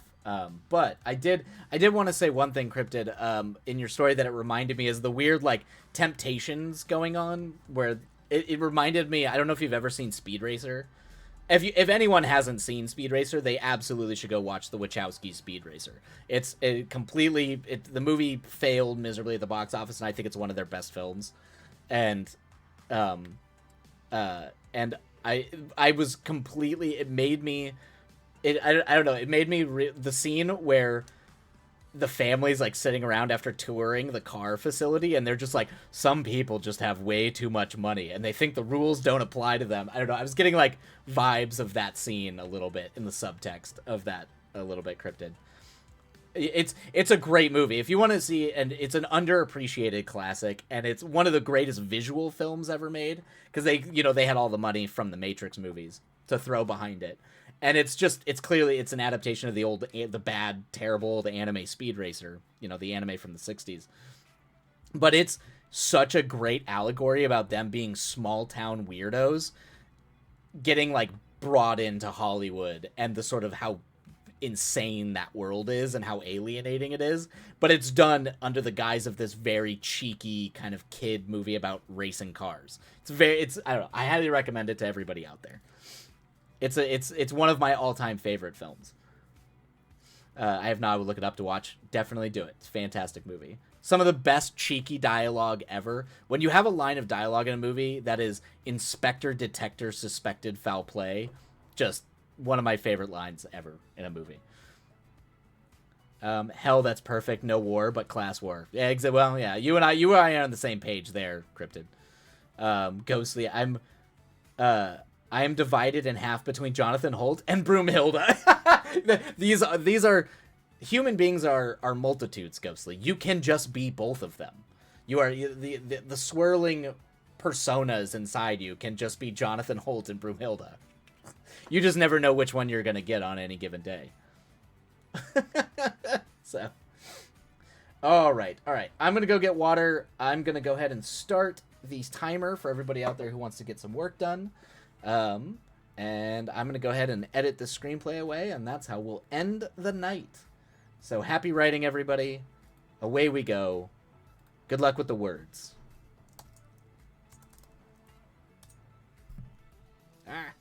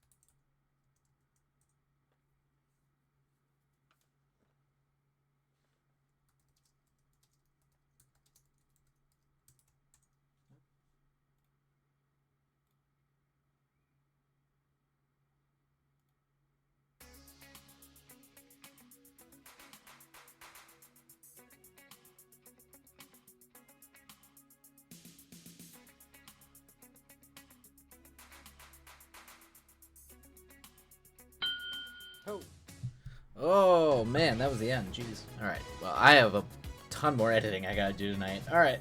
Good to know. But I hope for everybody out there that that was a productive sprint. Things were done. Words were done. Ghost has got a rad music playlist for Crime Clowns. I knew I liked you for a reason. I adore that movie so much. Atomic Blonde's a great movie. And yes, amazing soundtrack. I mean,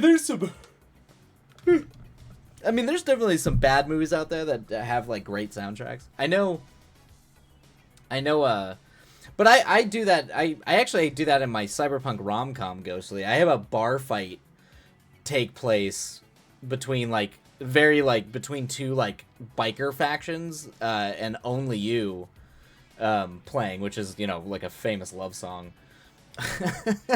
So the being able to do contradictions like that are a lot of fun. Yeah, a big fan. Yeah, I definitely visualized it.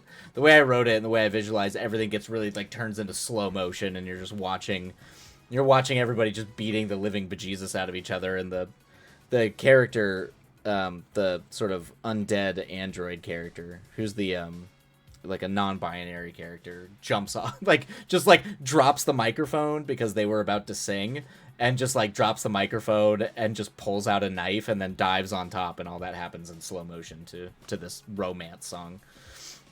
But figured that was good. Pretty good. I got some editing done. Witch Punks, yes, excellent, good.